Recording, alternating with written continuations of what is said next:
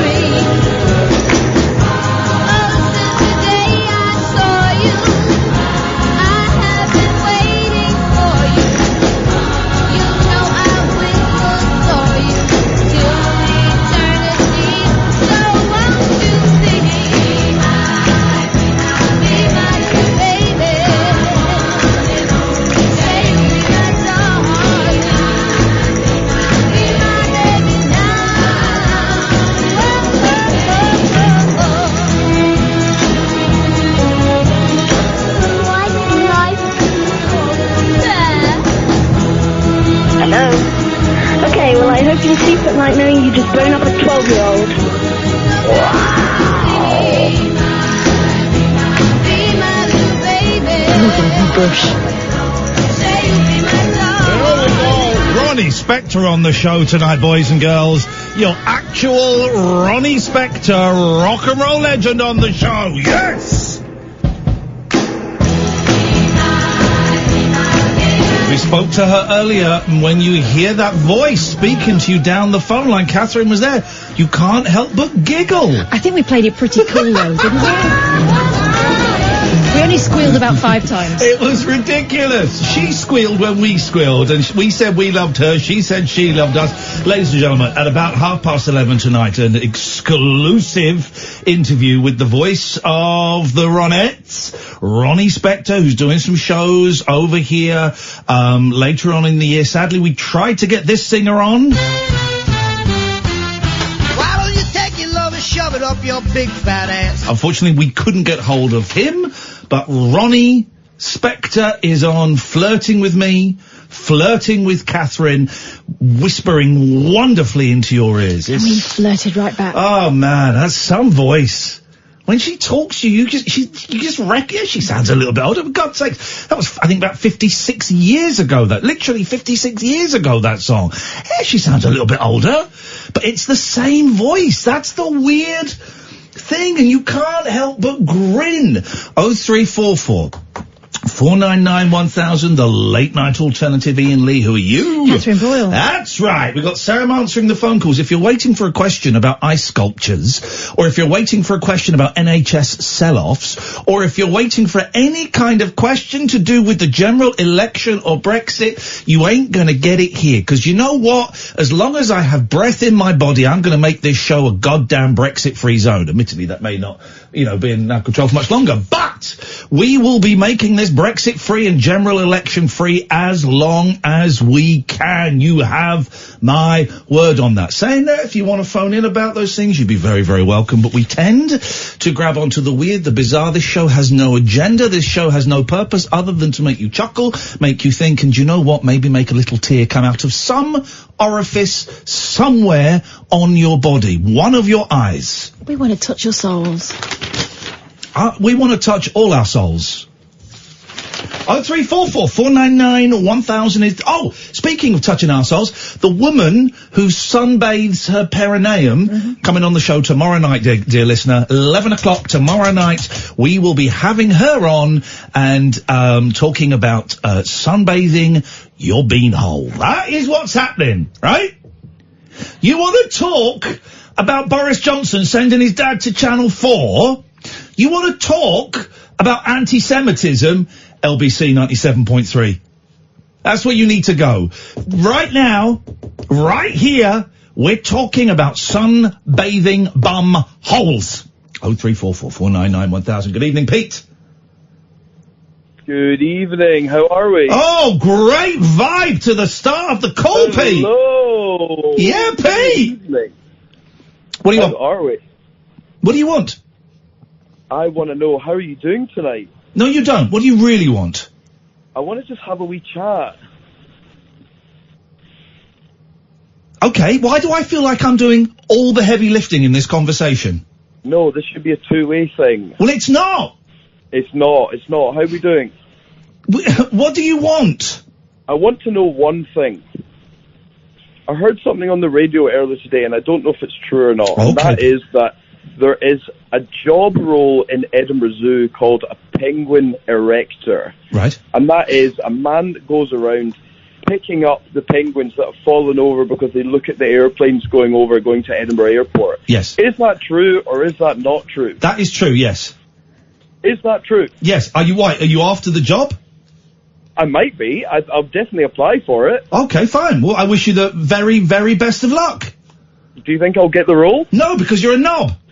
Why? Thank you very much, Pete. 0344 499 1000. I would suggest if you are unable to use Google these days, then no place of work is for you. There's a job going for someone to test weed. Is there? Yeah, I saw that somewhere. There's a job going, and I think you get paid like $3,000 a month to smoke weed. I was paying that out when I was a stoner, which was weird because I was buying it in the UK. I think I've got this right. Someone can let me know. There's a job going, you get paid $3,000 a month to test different types of weed. Wow. I mean, wow. Is that the sort of response you will be giving? I'll be going, wow. Yes, man, yeah. I would suggest that the sort of people who go for that job are not the sort of people they want. Can I ask you a personal question? You don't have to answer it because I don't want to put you on the spot. I don't think I know the answer to this. Have you ever smoked weed? Mm-hmm. I went to college. You do know this. Oh, I do know this. I do know this. You don't have to answer if you don't. How often? Not a lot. What happened? I never bought it. Did you get the... what we like to call Monsieur Le Ponce.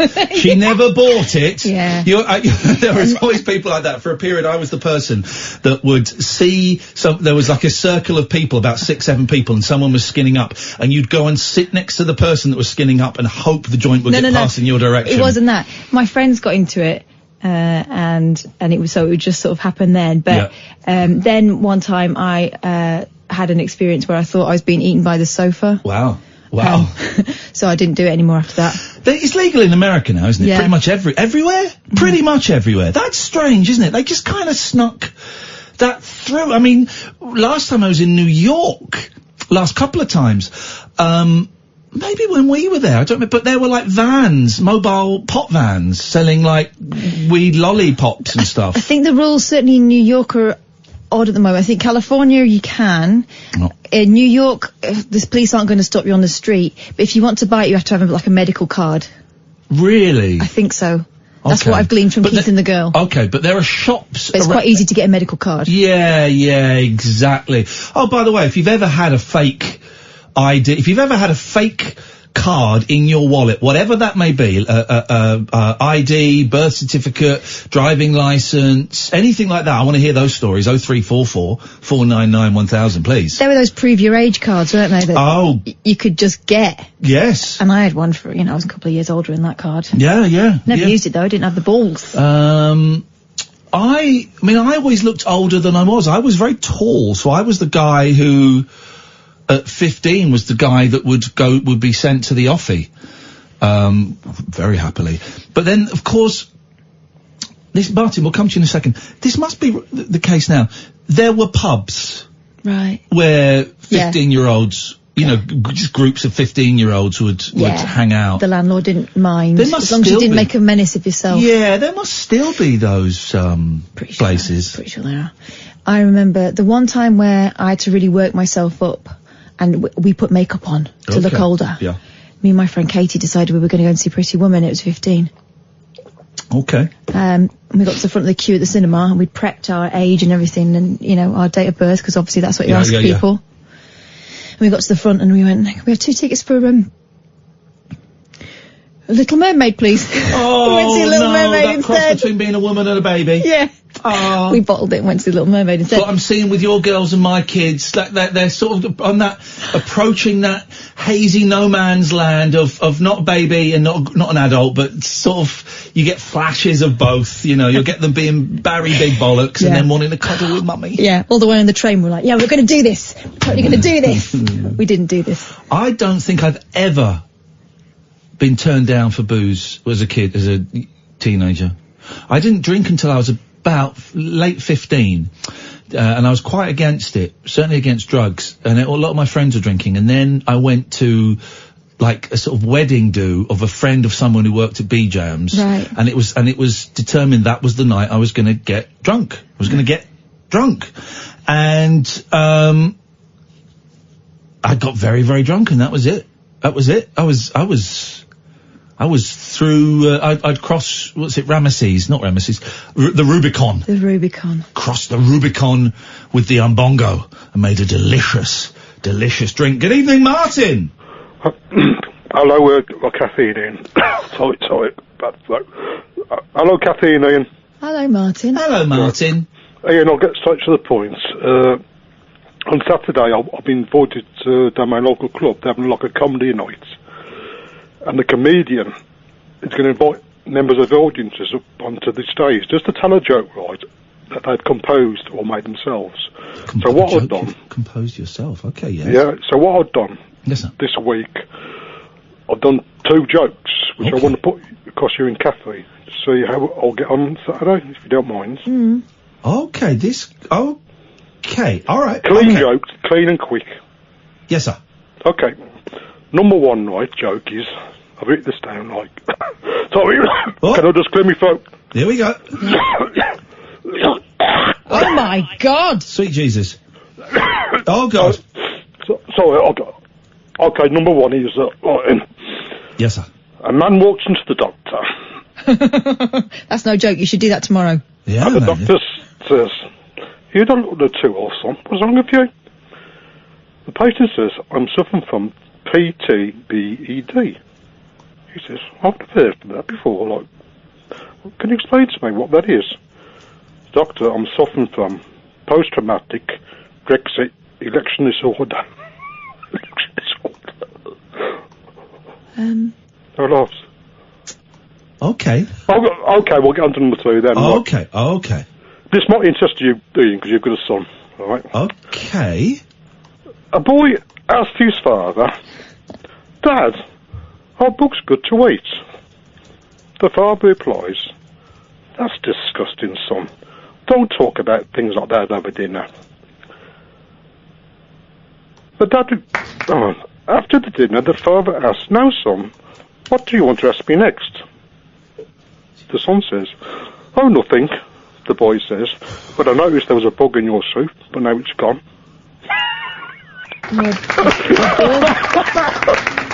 Okay, well that was the closest to a joke, wasn't it? I didn't get it. A book or a bug? A bug. A bug. Oh, you said a bug. A bug. And the son says... Bug doesn't sound enough like book. It does in Birmingham. It does in Birmingham. Where and when exactly is this comedy event taking place? It's at the Weirder Castle Social Club. It's a local comedian, like, I don't even know who he is. He probably, just some local joke bloke, like. Yeah. But the winner gets a bottle of a Prosecco champagne. Prosecco champagne. I'm in. And just tell us exactly where and when it is again. That is Saturday night. Yep. Weirder Castle Social Club in Birmingham.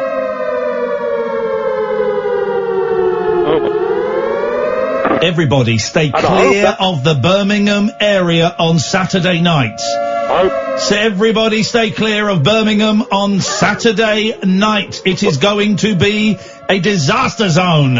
And Alan Caddick is invited. Great. I'm going to be honest. I'm very close to going home. Come on, guys. We need... Oh, I've got some Nurofen. Let's get high. Let's get high. You want to go up? You want to go down? I want to go up. 0344 499 1000. You see, maybe we should be talking about Brexit in the general election. Maybe we should get that singer back in. 0344 499 1000. Late night alternative. Brexit general election free zone as long as I have breath in my body and I'm still working within this building. This is Talk Radio. The late night alternative with that man, Iain Lee. There's no strangers here, just friends you haven't stalked on Facebook yet. Have never sent my picture to anyone who didn't request it. The late night alternative with Iain Lee on Talk Radio. Yes. Let's go to our good friend Mitch. Good evening, Mitch. Hi, mate. You all right? I'm all right, Mitch. What you got? Yeah, I called in yesterday. I sang that Mark Bublé song. You remember? Yeah, I remember. You were asking whether you should tell your... Oh, yeah. Your prospective girlfriend about some stuff that's happened. That's it. Yeah, I did. Yeah, I've told her, and she, kind of accepted it, but she's just gone a bit quiet, so it's just made me feel a bit down tonight, Mate, to be honest. That was like 23 hours ago. I know. Yeah. Well, hang on. When did you tell her? Last night? Yeah, I told her last night, yeah. Okay. It was after the phone call. Right. Well done for telling her. That's definitely the right thing to do. Yeah. And have you spoken to her at all today? Only a little bit. It's just like it's gone quiet now, so it's just, I don't know, I'm just feeling a bit down, to be honest. Okay. So I just thought I'd give you a call. What do you mean by quiet? It's gone quiet? Like, before we was, like, texting and calling quite a bit, but now it's just nothing, really. So I don't know if I'm being a bit paranoid or, I don't know. I think... Why don't you ask her? I mean, it seems to be the ongoing theme here, Mitch. Talk to her, be honest, be open, ask her, say, is there a did what I say put you off? Because if it did, then I'd really like to know, and if it didn't, and I'm being a little bit needy, I'm really sorry, it's just something just say it was a hard thing for me to tell you, and, I was worried that it would change how you felt, I think I've just been struggling lately. I've got, like, bad anxiety and depression. I'm just, like, on antidepressants at the moment, so I don't know if I'm thinking straight or not. I'm on, like, these tablets called sertraline, and I don't know if they're making me feel better or worse. It's just a hard time for me, I think. Yeah, I'm sure it is. I mean, that's not something we can kind of really comment on. But here's the thing I've learned after a lifetime of misleading, romantic, misleading people romantically. Let's put it like that. Yeah. I've learned in the last 6, 7 months, that being honest, man, and just saying how I feel and listening to how the other person feels and not, having any secrets and stuff. I mean, what a surprise, it works. I've only been, like, single, 4 months, so this is, like, a new girl that I'm speaking to, but I don't know if it's just best if I, like, try and work on myself first instead of getting into a relationship, you know what I mean? Here we go. You know the answer. Yeah. I don't know. Okay. I've seen your status. Are you okay? Not really. But, you got to plod on, innit? Got to plod on. I've got to plod on. I've got to rock up, and do this and do it the best I can. I don't think I did a particularly good job last night. So I'm determined to do a better job tonight. Mitch, phone her up.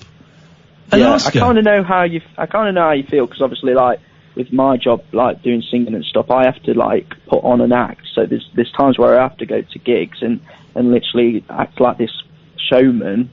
The Greatest Showman. Yeah, The Greatest Showman. Never seen it. I'm guessing that's one of the songs. I'm guessing it goes very similar. The Greatest Showman. It's similar. This is it. Just have to put a bit of a front on.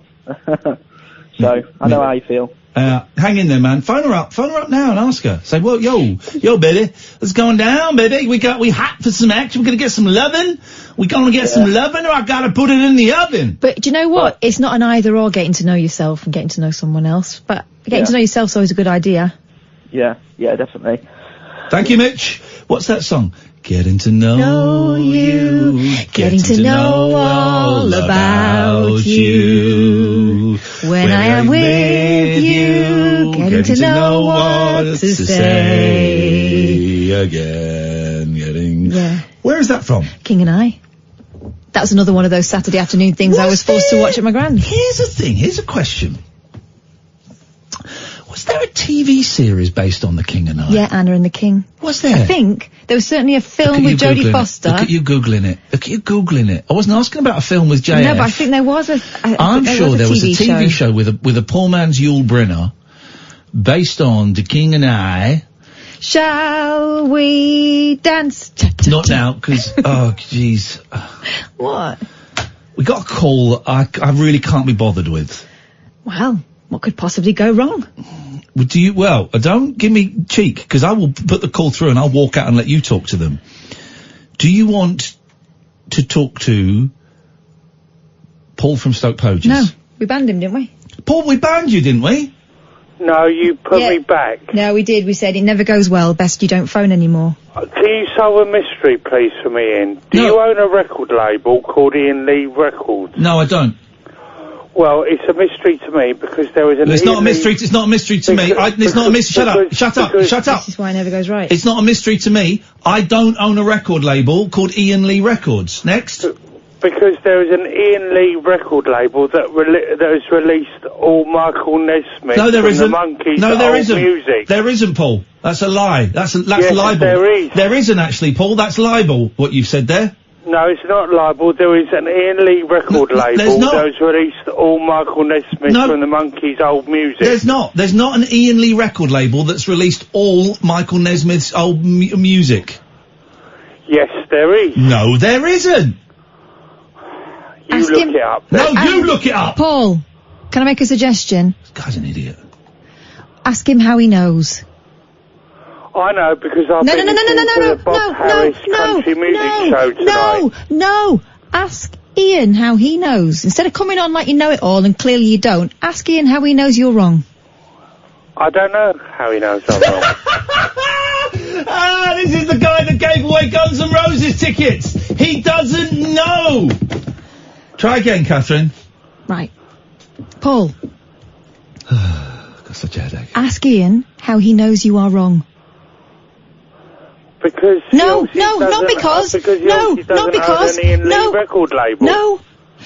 because just repeat after me. Ian, how do you know I am wrong? Just say that. Ian Lee, how do you know I am wrong? Because there is no such thing as Ian Lee Records that releases all the old Michael Nesmith stuff. What there is 7A Records that I run with my friend Glenn that releases some previously unreleased Michael Nesmith stuff. Okay, so I was fairly close. No, then. you were wrong. But I was fairly close. No, you were wrong. Yeah? No.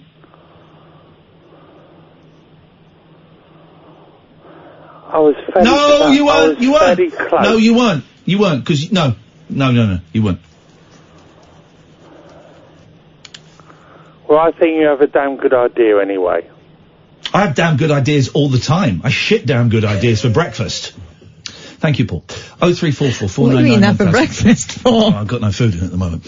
Yeah, they played, Bob Harris played a track from one of my albums and said it was re-release of the week, which is annoying because it's not a re-release, it's a brand new release. Yeah. But Bob Harris played it! Beautiful. What the hell is happening, guys? I'm gonna be rich tomorrow morning. I'm gonna sign a contract for $1 million. And I'm gonna be rich beyond my wildest dreams. Let's go to Chris. Good evening, Chris. Hello, Ian. How you doing? Well, no, I know the answer to that. We won't go there. No. Can I chat about my situation as well? Yeah. Okay, so I've been a mess. I had a massive breakdown 18 months ago. Show off. I'm coming off the other side now, but it wasn't until I felt trapped for ages. I just couldn't talk about it. And it was only really once you started talking about it last year that it helped me get help. So, so thanks for that. Well, you're very welcome. But the sertraline and the antidepressants were flipping awful for me. And I tried coming off them with the help from the doctors. And to be honest, things got worse. They tried to minimalise it, and they were getting me to alternate days and then doing every third day.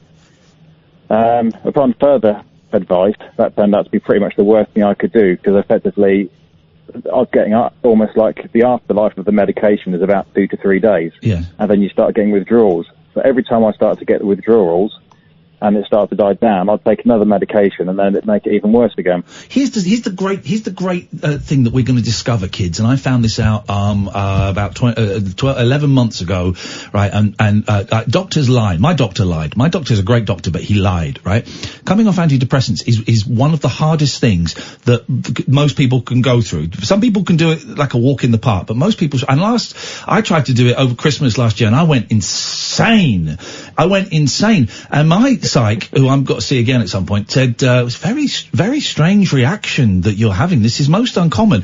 But then I mentioned it, and loads of people went, that sounds about right. And the psychiatric industry downplays the powerful side effects and downsides of coming off of antidepressants and tell you that there's no real problem, but it is a huge problem, and we are walking blind into the sea.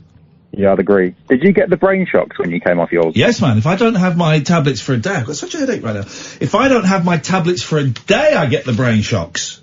So this is the one thing. When I came off before when I had the breakdown, I was finding those brain shocks are horrific, aren't they? And I had them for about 2 or 3 weeks coming off them. But I ended up trying something different these days. Okay. So I've been off the medication now for 11, 12 weeks. Yeah. And you're not far off. I've been using CBD oil. Yeah, there we go. Cock and ball torture. What? CBD? Oh, no, CBD. That's the cannabis oil. Okay, right. It is. And I was so dubious of whether it's a snake oil.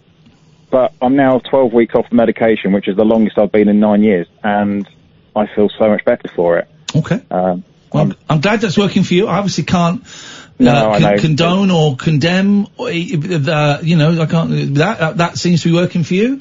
That's great. I have to say, listen to your doctor, guys. I hope you get through the other side of it, Ian. Thank you, Chris. Best of luck, mate. You're a good man, Chris. Thank you very much. Indeed. 0344 499 1000 is the phone number. Good evening, Steve. Hello. Hello, Steve. How you doing? Yep, what can we do for you tonight? Well, I called you, I tweeted you earlier on in the evening. Hello? Hello, yes? Sorry, I'm trying to switch phones here. Very unsuccessfully. That you'd play Bob. Do you remember Bob? From the late 80s, early 90s? Bob whom? Bob whom? No, they were just called Bob. Weren't they called B.O.B.? Yeah, B.O.B. I remember Fat and Frantic. Does anyone remember Fat and Frantic? No. So they were related in a sort of band carry on talking to Jamie Wednesday and Carter and all that crew. Yes. Does that ring any bells? No. Well, Carter does, because we have Jim Bob on the show quite often, and he's coming back very soon. Jim Bob and Les were in Jamie Wednesday with a guy called Dean Leggett. Yes. And then they Jim Bob and Brubat went. Yes. And they went their separate ways. And, Dean... Oh, you just reminded me of a great Barry Manilow song. Do you know this song, Katherine? Though we're going our separate ways, there can only be brighter days, 'cause I didn't mean that much to you. Bah! Do you know that song? No. Oh, I said we'll play that in a minute. Sounds like a jam. It's a great song. Sorry, carry on. Jamie Wednesday split up, and so Carter went their way, and Bob went their way. And they're awesome. I can't believe you've never heard of them. Yeah, well, I haven't. Just, please, just try and Google them now. Okay, hang on, let me Google. So I'm asking you for convenience. It was one of their big songs. So Bob Indie Band, if you're going to Google it. Otherwise you're going to get Bob Marley and all that. It's certainly not a conversation request. Okay, hang on a minute. I'm just trying to... Oh, okay, here we go. Yeah, so give me the song. Convenience or, Okay, hang on a minute. I got it. Okay, alright. Steve, thank you very much. Let's play a little bit of that now. This is Convenience by Bob. Though we're going our separate ways, there can only be brighter days, 'cause I didn't mean that much to you.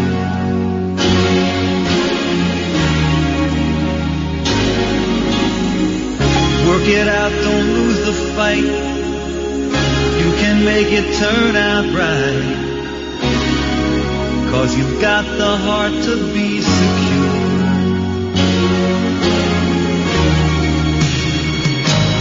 When I wanted you, I needed you, and I still don't have the heart to say I'm over you.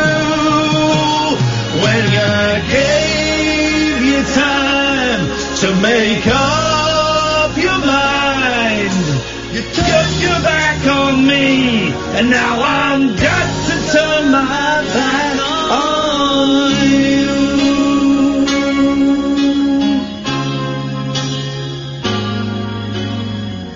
After all this we've been through, breaking up is so hard to do. But when I close my eyes, I don't feel a thing.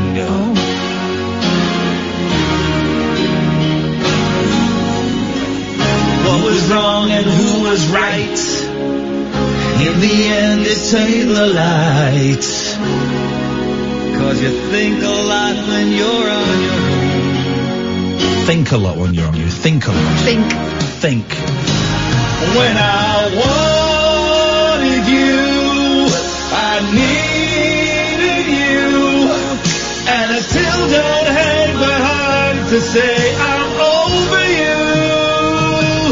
When I gave you time to make up your mind, you turned your back on me, and now I'm turning right on you.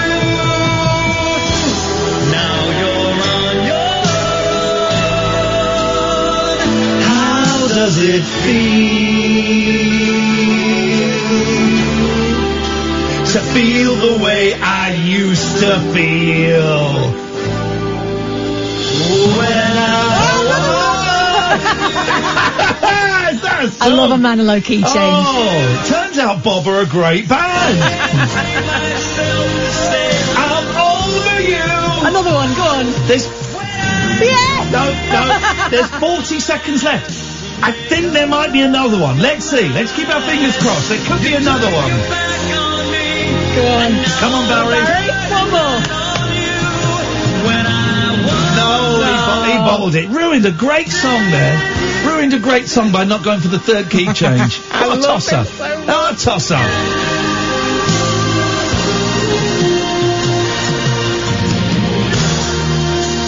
That was Bob there, and his song Condition, or whatever that guy was talking about. I've got absolutely no idea. I love Barry. One of my regrets is not seeing Barry Manilow in concert. A few times I was going to go and I didn't, and I love it. I'm a fan of Low. There's a great album that I found at the dump when I split up with Kerry, my girlfriend, my first girlfriend. I split up with her when I was 17, and I went to the dump to clear some stuff out, and I found this Barry Manilow record there. And boy, oh boy, it got me through that. I would just play that album on repeat. What were the hits on that? Some girls will, some girls won't. Some girls need a little loving hand, some girls don't. Stop! Yeah. You're doing that thing where you missed out a couple of beats because it was instrumental. You did it yesterday, I didn't point it out. Some girls will, some girls won't. Some girls need a lot of loving and some girls don't. Key change. I know I got the feeling, but I don't know why. Some say they will and some girls lie. I think that was on there. I've got a feeling Bermuda Triangle might have been on there. Bermuda Triangle makes people disappear. Bermuda Triangle. Don't go too near. Don't go too near. Didn't they use that? Wasn't there a box of chocolates for a while in the 80s called the Blue Triangle? Oh, it could have been. Bermuda Or it's called Triangle. They're called Triangle. It was in a triangular box. Disappear. Yeah. Bermuda Triangle. Don't go too near. Don't go too near. If anyone knows any other songs based on spooky stories, 0344 Go on. 499 1000. Wuthering Heights, Kate Bush. It's not a spooky story. It's a ghost story. No, it's not. Yes, it is. It's me, I'm Kathy. It's a ghost singing. All right, I'll have that. We'll have it. Okay, we've got Wuthering Heights and we've got Bermuda Triangle. 0344 499 1000. This is... Camouflage. Talk Radio. Uncut after-hours conversation for the up-all-night generation. The Late Night Alternative with Iain Lee on Talk Radio. I do remember seeing Rick Mail live, and this is when I saw the Young Ones live, so I was about 11. Don't remember it very well, but I do remember him coming out, maybe as Kevin Turvey, going, Bermuda Triangle, Bermuda Triangle, Bermuda Triangle, Bermuda Triangle, Bermuda Triangle, Bermuda Triangle, Bermuda Triangle, Bermuda Triangle. Right, that's Bermuda Triangle now. It was a great opening. 0344. I've just ordered a Barry Manilow Best Of double CD for £1.98 on Amazon. I'm living the life. Less Anthony, more Anthony, less me. Hello. Hello, Anthony. You've been fair enjoying yourself there. Have you ever been to America? Have I been where? America? I don't know if you've heard of it. Quite a big country, sort of to the left of us. I have been to Florida. Yep. And did they call you Anthony? I can't really. You were drunk. You are drunk. I'm not drunk now. Okay, but you were drunk in Florida, representing Great Britain. I was only 16. I was only Montfort. He was only 16. Went to Disney World last. He went to Disney World.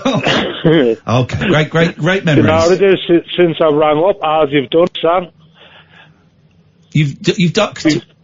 You've been fair enjoying yourself there, Luke. I'm the time of my life, mate. Very relaxed. Very relaxed vibe here tonight. I'll tell you what, right? Yes, sir. I've just been watching, you apparently won a reward for it. It was a really awkward, get off me feet, Judy. Don't speak to your wife like that. My wife's quite shady. It was about a stalker. You were talking to a stalker, and you apparently won a reward for an award for it. It was you threatened to rape the lass on over the computer and that. What are you talking about? I know what he's talking about. Okay. I don't think we won an award for that. I think we got in quite a bit of trouble for that, and we didn't get an Ofcom. On YouTube, yeah. Okay. You won an award. God, that was proper. Isn't it? You wait till you hear the racist from a couple of nights ago. The what? The racist, the racialist, the racist from a couple of nights ago that we had on. I didn't know. No, you wait till you catch up with that in a year's time. Was it awkward? It was awkward stuff, definitely. No. Anyway, and another thing, the past couple of times I rang up, I've been chatting to about rehabs and that. Yeah. I've been ringing around, right, and I'm shocked to find it, because there was about 8 in and around Newcastle, and they've all been closed up. There's one left. Yeah. The one I went to was called Phoenix Futures. They've closed it. One second, Anthony. 1 second. I've just found a video of a child playing Bermuda Triangle on a trumpet. Just stay there. We're coming. Hang on. Okay. This is. Hang on. It says it's. Here we go. So, boost this up a little bit, Sam. My Jurassic Park music on my trumpet. Oh, great. And, so for band at my school, I'm supposed to practice the Bermuda Triangle because we're going to be doing it in this, in the spring concert at school. And, so, here it is. So play the song, kid. I want to hear the spiel. I want to hear. Up again. Shut your face. Okay. Play the song, kid. I just want to hear the song. The kid's worth $1 million.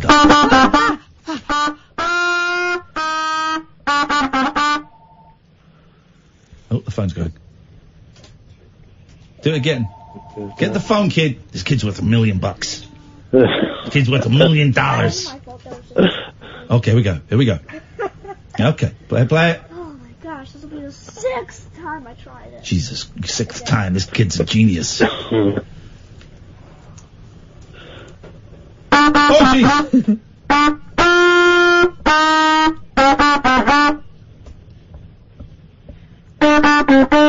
He does what you do. He just missed out a couple of beats.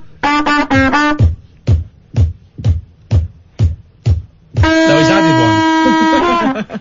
one. No, it's a no from me, kid. You're not worth $1 million. Sue's no late from you, that time. Isn't it? So they closed down a lot of rehabs in your part of town, have they? All of them, apart from one.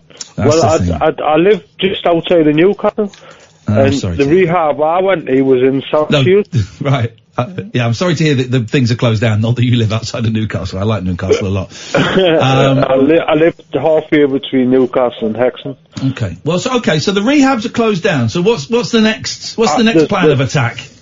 Well, it's still the same. I get referred to my key worker, and I've got to get funding, and the funded us twice before, and both times I've done it, I've relapsed. So without only being one rehab, What's the next plan of attack, Anthony? I want you to focus. I don't want to hear about the past. I don't want to hear about excuses. I want to hear what you're going to do next. Just carry with the next. I see my key work. I'd keep on his case. Like, beautiful. Have I been referred yet? Like, okay. When are you next seeing your key worker? Is the ball rolling? Every Tuesday. Beautiful. Oh, yep. I can see him more if I want, but why don't you see him more? Why don't you ask to see him more? It's in the tune, and it's like right. It's a 12 mile away, and I haven't really got spare cash to get it. Okay. Well, why don't you go to some NA meetings, like we mentioned? I do. I got the 12 steps. My father texts 12 steps. Beautiful. When did you last go to a meeting? He said, and would admit himself personally, I haven't been to a meeting for over a week. So but when did you last go to a meeting? Last week. Beautiful. We'll go to one this week. I will. You got it, Anthony. There's two different ones. There's one in Gandhi during the day. Okay. Go to both. Go to both. Oh. I guess I could. Yeah, you could. You go to both, man. Right. All right. It's groups now. That's the thing that keeps us root. Yeah. Because when I do laps, when I'm going to groups, I feel proper guilty. Right, well, sit in the back of the room. Sit by the door. Go out in the middle of the meeting for a breath of fresh air. Sit in the back. Do whatever you got to do. But I actually enjoy them. Then go. All right, Anthony. All right, listen, I'm going to move on, mate. Thank you very much indeed. 0344 499 1000 is the phone number. Thank you to Ray. Whack this up. This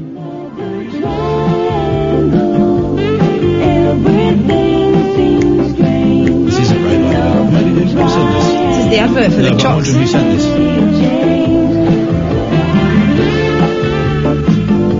Beautiful Cadbury's Biarritz chocolates. Oh, Biarritz.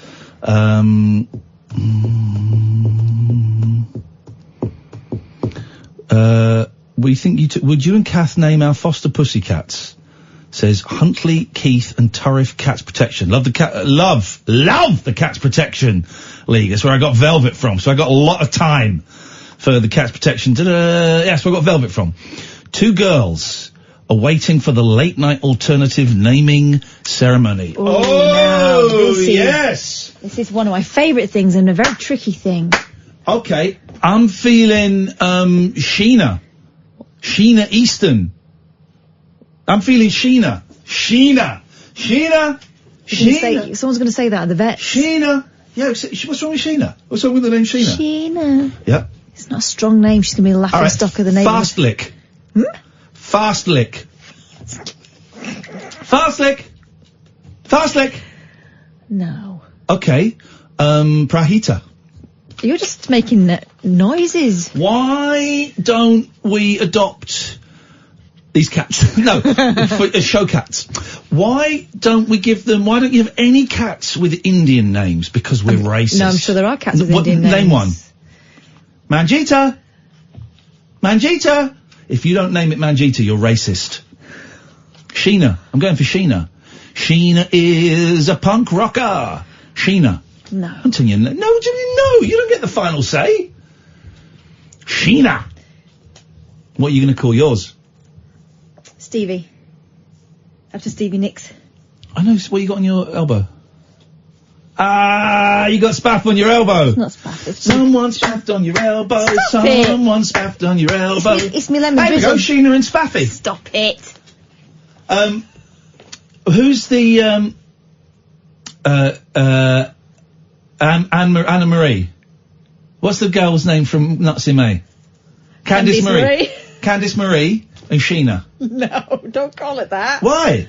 It's a crap name. How dare you? There'll be a woman at home, or a child, be a 13-year-old schoolgirl. Called Candice Marie. Called one of those names that you've just dissed, I went who to school looks up to you as an influencer now, as you're wiping dried spaff off your elbow, It's lemon you're drizzle. laughing at her name. It's lemon drizzle. Lemon. What kind of cake? A calf cake. Lemon drizzle, isn't it? Let me have a think. These things are not to be rushed. No. Otherwise you get things like Fast Lick and Sheena. Sheena's a great name. Get stuffed, you tart. That's a good name. Get stuffed and you tart. Sheena's a great name. No, don't be silly. Flaccid?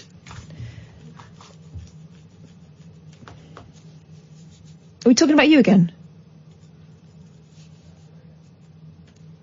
Let me have a think.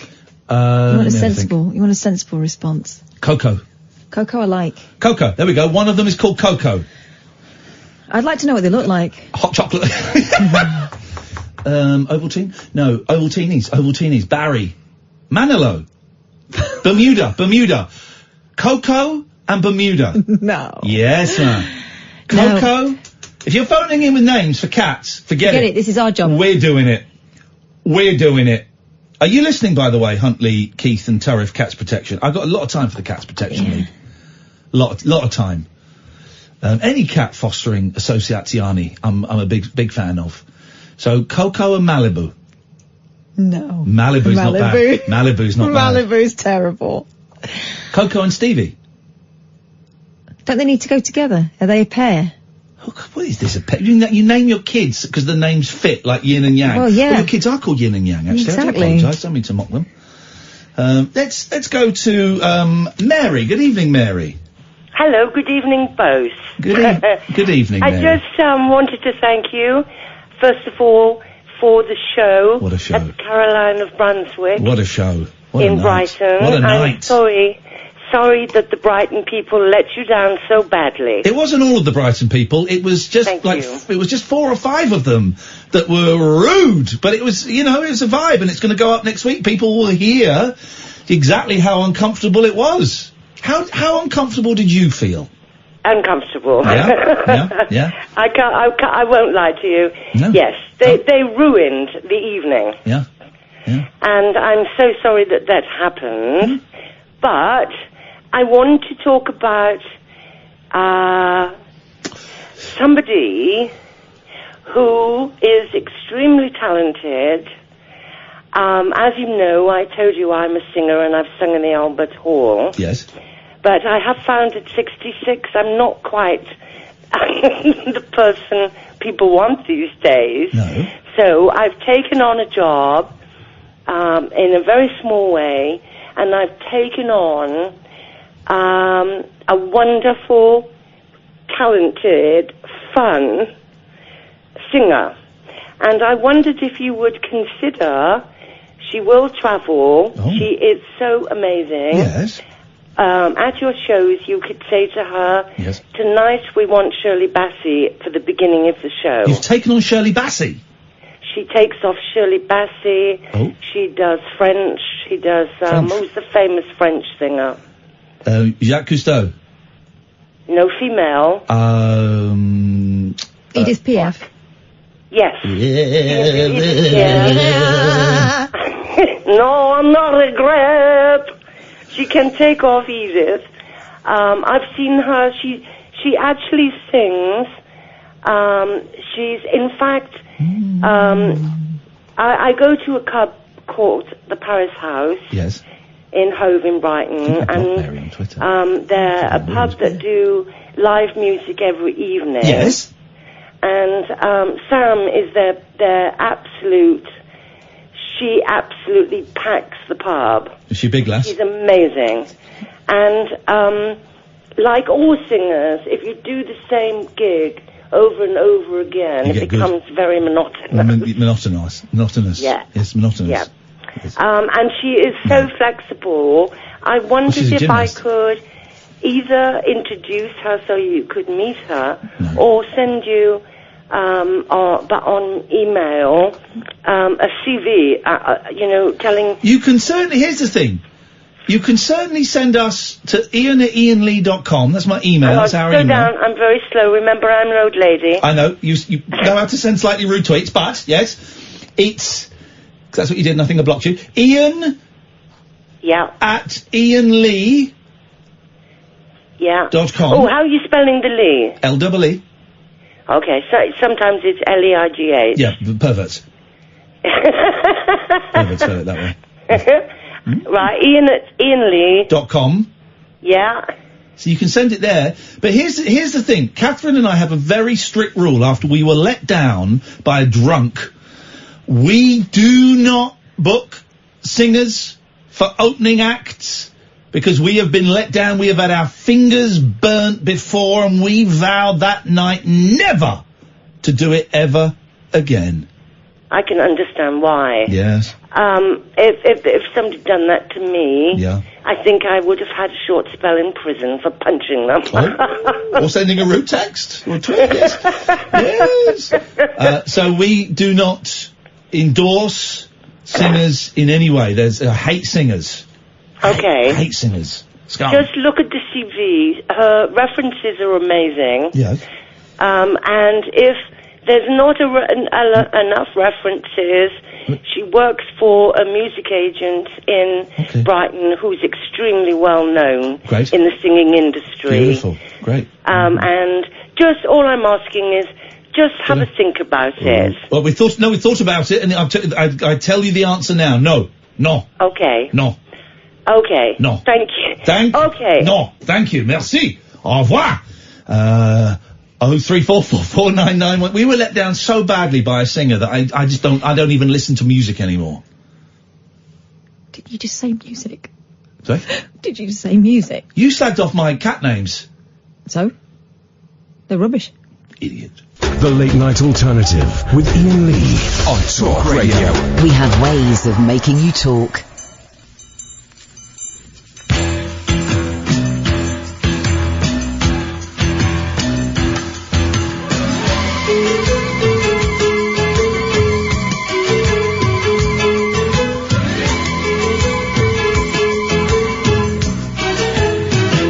Decide to get away and have some fun.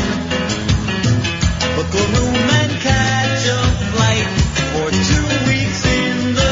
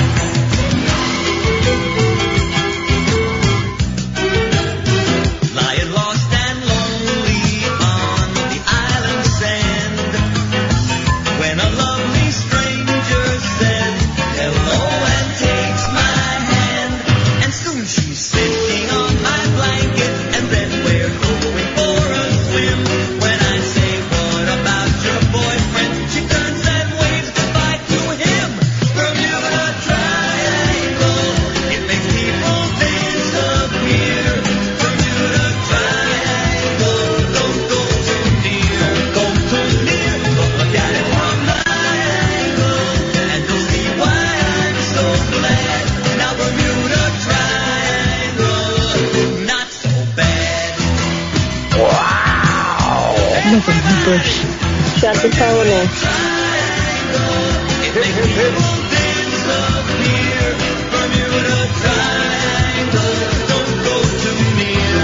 Too near, take a look at it from my angle, and you'll see what I still do. It's a terrible song. Very bad. Not so bad. Not so bad. He says at the end. He turns it around there. You know, he made a movie. I feel like I should know that. There's a movie of Copacabana. Oh, mate, there's a movie of Copacabana. I bought it. This is. People wonder, you know, surprised that I'm bisexual. When I was like 14, I bought the Copacabana movie on VHS, and I had it, and I watched it. And it's a terrible, terrible film. From what I remember, it's sort of set in the 40s. Or 50s maybe, and he wins like a music quiz on a radio show, and then gets to go and work at the Copacabana. He thinks he's winning the chance to be the star turn, but actually he's just becomes a waiter at the Copacabana. Is his name Rico? No, isn't Rico the bad guy? Her name was Lola. She was a showgirl. Fancy feathers in her hair and a dress with her. Then she would merengue and do the cha-cha. And while his name was Rico, yeah. No, he wore a diamond. He is the baddie. And Tony. His name, he's Tony. Yeah. He's Tony in the movie. I think I might have seen it. It's some film, man. It's some film. I mean, it's some terrible film, but I love rock stars in movies. I would watch a double bill of Copacabana, starring Barry Manilow, and The Jazz Singer, starring Neil Diamond. There's a scene in The Jazz Singer. You watch I like The Jazz Singer. I've got a lot of affection for it. It's 20 minutes too long, but I've got a lot of affection for it. And, but Neil Diamond is you know, he's a little more wooden than Pinocchio, shall we say. And there's a scene in it where he has to get angry and storm out of the studio, right? And he couldn't do it. And they kept going, oh, we're going to go again, Neil. And then they had, let's take 5 minutes, guys. Let's take 5 minutes. And the director went up to the band and said, look, you guys work with him, right? Is there anything you can do to get him really pissed? Because he's American. Get him really pissed. Is there anything you can do to get him really angry so that we get the thing? And the band said, leave it to us.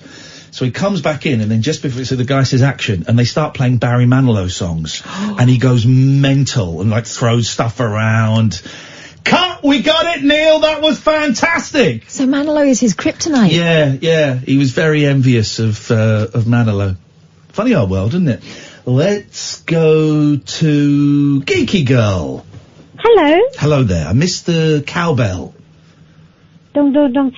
No, you remember that cowboy I gave to my gran? Well, she's passed away since we last spoke. So you could probably get it back. I said, no, hang on, we spoke recently. Did she pass away? She passed away last Christmas, and it was buried with her. You didn't bury, why did you bury a cowgirl with your gran? Not a cowgirl, a cowbell. Cowbell. I got this cute, cuddly goat from some goat milk company, and I got this lovely cowbell from the Black Forest in Germany. Okay, you can't call it the Black Forest anymore. It's the Forest of Colour. Is it racialist? Yes, it is. You're a racist. You just can't. We have established this very week, Gigi, we have established you can't say anything anymore. I'm out of order. Totally out of order. Yep. Anyway, what can we do for you on this fine evening? Well, first of all, this Brighton gig does sound nuts, and I'm very much looking forward to the podcast. I'm so sorry I couldn't be there. It was awful. Everything will shrivel when you're listening to it, everything. It was awful. Here's the thing, I don't think me and Kath were firing on all cylinders anyway. I think it was a solid gig, but it wasn't a great gig. We hadn't really got into the flow of it. It was quite early on. We'd had some technical problems. We got there with not much time, and I'd forgotten some equipment that we needed, and it wasn't. We hadn't quite taken off. It wasn't. We were getting some funnies, but it was not as hitting. It wasn't hitting as much as we would like it to. And then there was a dark vortex of energy, negative energy, sat in direct eye line with me, just tutting and yawning and really, really killing the vibe. Great big theatrical yawn, outstretched arms. And here's the thing, and then, why are you paying attention to me? Here's the thing, I had a tweet afterwards from someone pretending to be Mary from Brighton, saying that I'd made it was my fault. Yeah. Oh, damn. But Mary didn't seem to acknowledge that when she called in, so maybe it was another Mary. Maybe it was a fake Mary. Mary, quite contrary. Yeah. Got to be careful how you say that. How did the garden grow? With, popples and bells and cocky dogtails. Maybe. Poppers. My local petrol station sells poppers. Do you want some? I'm just thinking I might get a load on the way to work one night, and if anyone wants them, you can have them. Hey, why not? Do I sound Northwestern yet? Do you sound what? Northwestern. No, you sound muffled. I don't know if that's a Northwestern. No, I'm muffled. Is this any better? Yes. Oh, now you're speaking into your phone. Yes, significantly. I'm literally cupping my hand to my phone. I don't think my phone's very good, so I'm cupping my hand. What you carrying these days? What model you got? What's your phone? What are you working with? Yeah. Oh dear. Well, I'm thinking about these lovely cats. I mean, first of all, well done for championing cats protection. Yeah, love it. My parents got some golden oldies from them. Okay. Are you high on a drug tonight, Geeky Girl? Oh dear. I've been out quite late and I'm up quite early, so... She's been smoking a bit of the old wacky backy. Oh, if only. No, sadly not. No. Okay. But what about something like Poppy and... heroin? Now, you must have missed the part where you said, we don't want your suggestions, this is all us. Oh, I'm sorry, I must have missed that. Do you know, between listening to the radio on my phone and then getting on the line... Geeky, Poppy's a great name, we'll put it on the list. No, we won't. No. Put it on my list. No, you've already chosen yours, it's my turn. Geeky, you're a big fan of radio, right? Oh, massively, yeah. I tell you what, why don't you rattle off some famous regular callers to this show? To this show? All right. What about, bear with me, we've got Nigel from Maidstone. Stop right there! Say hello to Nigel from Maidstone. Hello, Nigel. Hello. Nigel, I asked her to name some famous regular callers to the show. You probably weren't listening, but you were the first one that I didn't even have time to get my bell. Has she got a list up in front of her? Sorry? No. Can't she see my name on the internet or something? How could she see your name on the internet or something? And Nigel, you must have told her to mention me first. No, I didn't. That was totally sponsored, wasn't it, Geeky Girl? Totally spontaneous. Nigel from Maidstone. I thought of you first. What's your name? Is it Dicky? Dicky. I'm Geeky Girl. Dicky. Geeky. Nicky? Yeah. It is, isn't it? Something like that. Just say yeah. I can't hear clearly on this phone. No, we can't hear clearly, Nigel. Why is it so muffled? Hang on. So I go in the kitchen. You took your phone. Took your phone out of the sock. Okay, fine. Yeah. Yes, it's is that any better? Okay, yeah, sure. It's Geeky Girl. Oh, Dicky. Dicky Girl. Dicky Girl, yeah. Dicky Girl, yeah.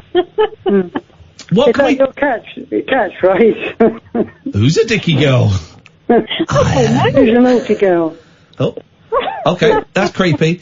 So, Nigel, what can we do for thee? I just rang in I was a bit fed up, and I was watching Tom Cruise for 2 hours, and I got so much fed up with all the violence in the films again, so, shooting one another and everything. He is gorgeous though, isn't he? Who's this? Tom Cruise. Tom Cruise. Little pocket rocket. I thought you said the news. He's built himself up, hasn't he, Karen? He certainly has. He's quite muscly now, isn't he? Why can't I can't understand a word Nigel's saying. Can you understand him? because we're talking about sexy Tom Cruise. Okay. Yeah, what era Tom Cruise? Yeah, he's not very tall, but he's quite broad, I think. Yeah. He's shorter than Kath. He's 5'3". Do you think he's more muscly than me? You've seen my films, my videos. Is it 1980s Tom Cruise or noughties Tom Cruise? I remember that one, the Officer and the Gentleman, wasn't it? Officer and the Gentleman. He wasn't in that.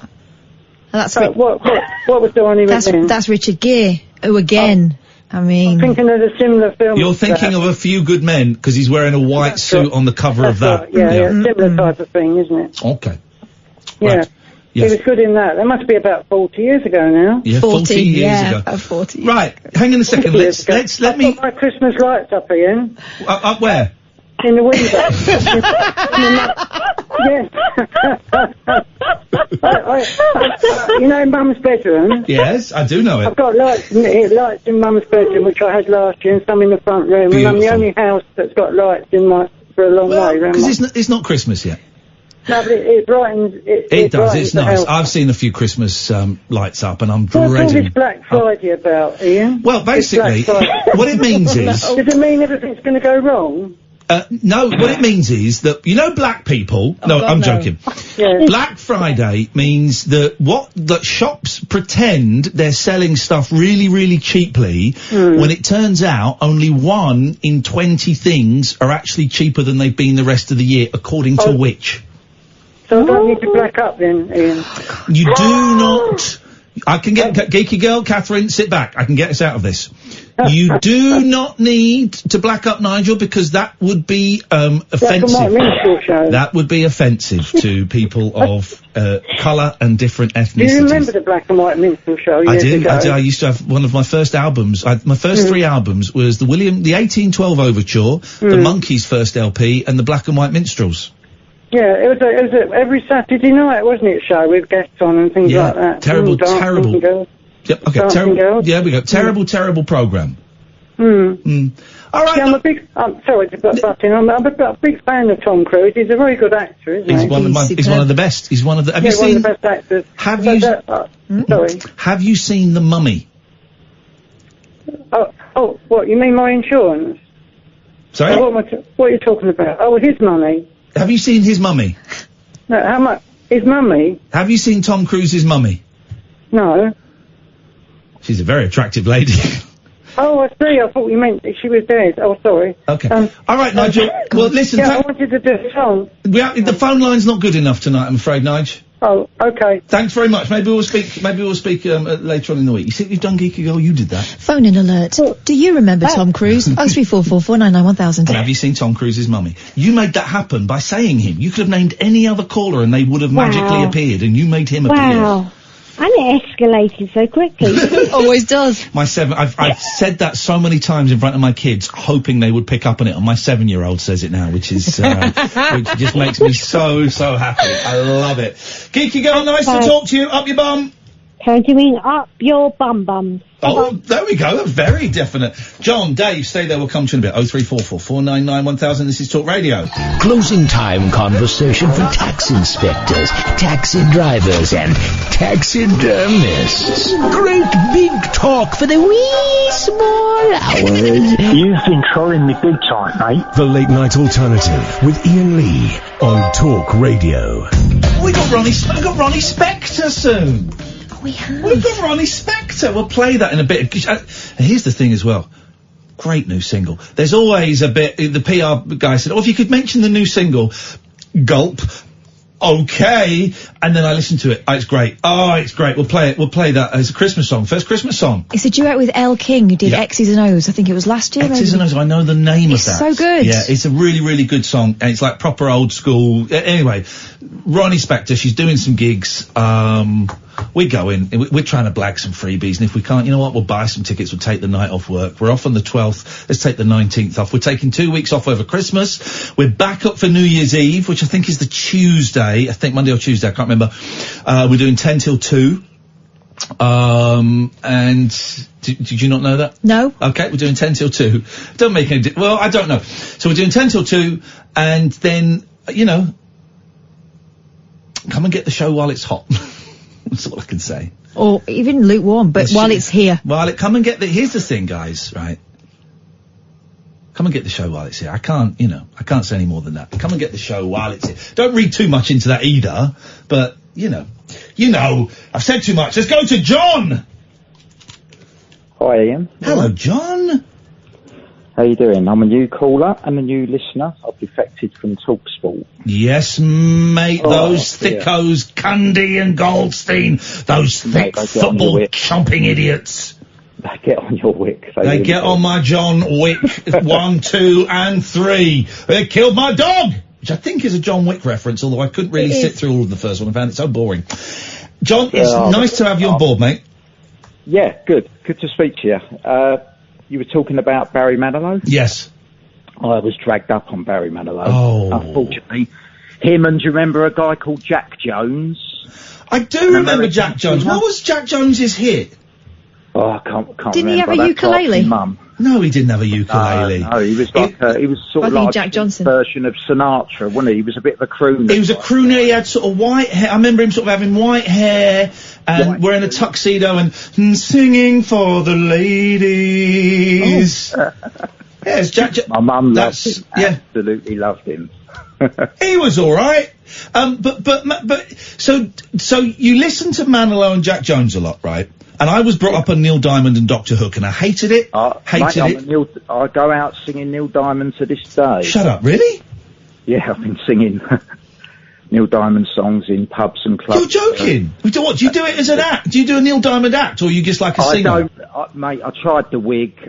I'm bald. I tried the wig, and I thought, this ain't happening. This is really not good. So I don't confess to sounding like him. No. Because I have people, you don't sound a bit like him. But that's not the idea. No. I like singing his songs and doing them as I do it. Well, here's the thing, right? So I grew up in Dr. Hook and Neil Diamond, and I hated it. It was all we'd hear in our house. And then at some point, I loved it. And I love both of them. I'm friends with Dennis, the singer from Dr. Hook now. And I love Neil Diamond. I've seen him about 6-7 times. So I wondered if the same thing had happened with you and Manilow and Jack Jones. Had you suddenly come round? How old are you, Ian? Sorry? How old are you, Ian? I'm 46. Okay, so I'm 51, so... Got a young voice. Very young voice. Have I? Yeah, you got a young voice. I'd have said late 30s, mate. No, well, I should be so lucky. Well, the bald hair did make me think, but no, I'd have said... You could have been Jason Statham. Could have been, actually. Thank you. Yeah, well, I shave it. Yeah, all right, mate. All right, yeah. Well, we know why you shave it. You know what I mean? Yeah.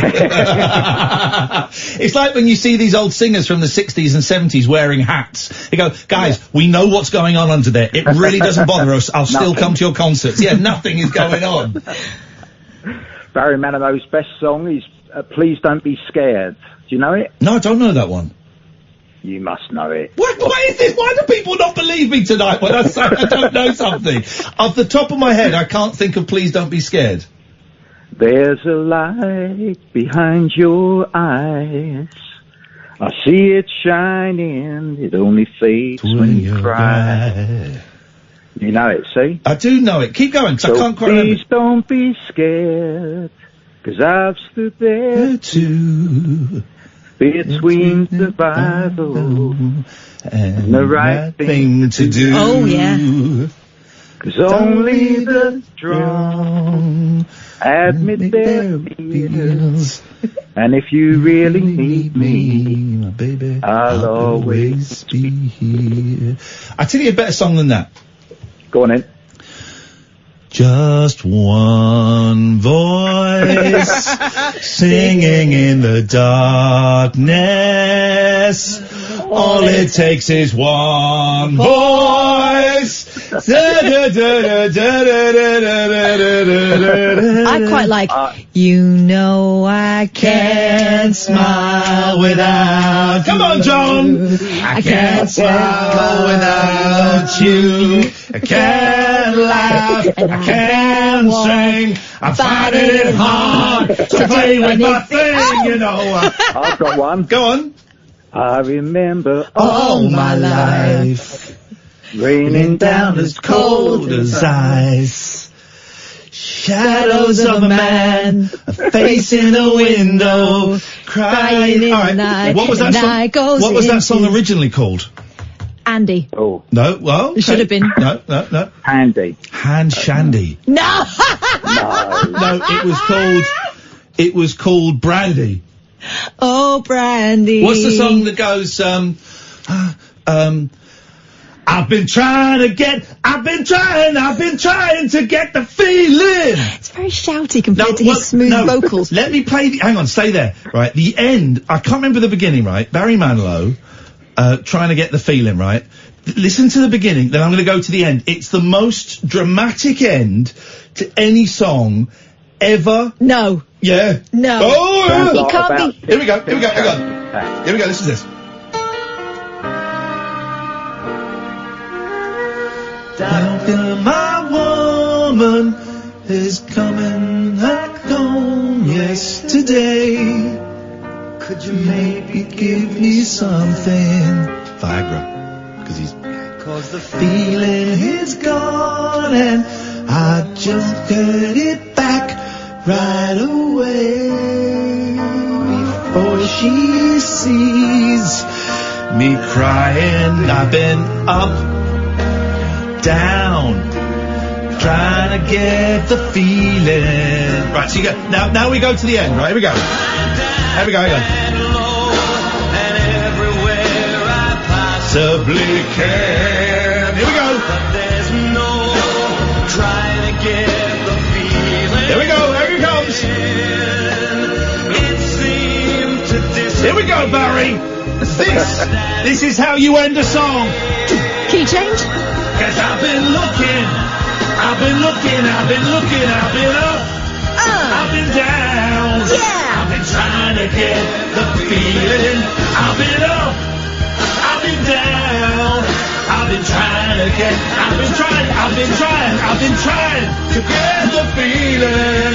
I've been trying to get that feeling again. Oh. Here it comes. I'm gonna get that feeling. I'm gonna get that feeling. I'm gonna get that feeling. I'm gonna get that feeling again. And again. And again. And again. Try to get the feeling. And again. To get that feeling again. Okay. John, you want to quit now, buddy. That was dramatic, but I give you that. Yeah. And I raise you. Go on. For dramatic purposes. We're not going Manilow, we're going someone else now. Oh, okay. And I think this is an artist that we need to reassess. Okay. Because I think for too long, she's been seen as maybe a little bit of a joke. Danny Minogue. Celine Dion. Okay, yeah. Oh, no. It's all... John's thinking, I wonder if I can get back into Cundy and Goldstein. I mean... This is about as far away from that as you can get. Right. The most dramatic song in the world ever. Yes? It's All Coming Back to Me Now. Okay. Do you know this one? Yeah. Yep. You know this one, John. Yeah. Oh, I do, yeah. There were nights when the wind was so... Right, listen to that one. Okay, well, all right, we'll find it. Honestly. How does Barry Manilow do New concerts? song, that Courage. Have you seen Courage? Is it good? Yeah. She's incredible. It is a beautiful song, but if you watch the video, Is it? No. Well, here's the thing. She looks like an alien. She's you bonkers. Know what I mean when you see it? Yeah. Get this. Yeah. Oh, this is, yeah. That candle's too close to that curtain. Wait, candle's gonna get blown out. Okay, it's 6 minutes long. It's worth it. I'm not listening to all of it. Just listen to the beginning, then the end. Tell me about drama. Okay. Okay. Here we go. There were nights when the wind was so cold. Okay, that's the beginning. Oh, come on. She's never started. It's 6 minutes long. I can barely recall, but it's all coming back to me now.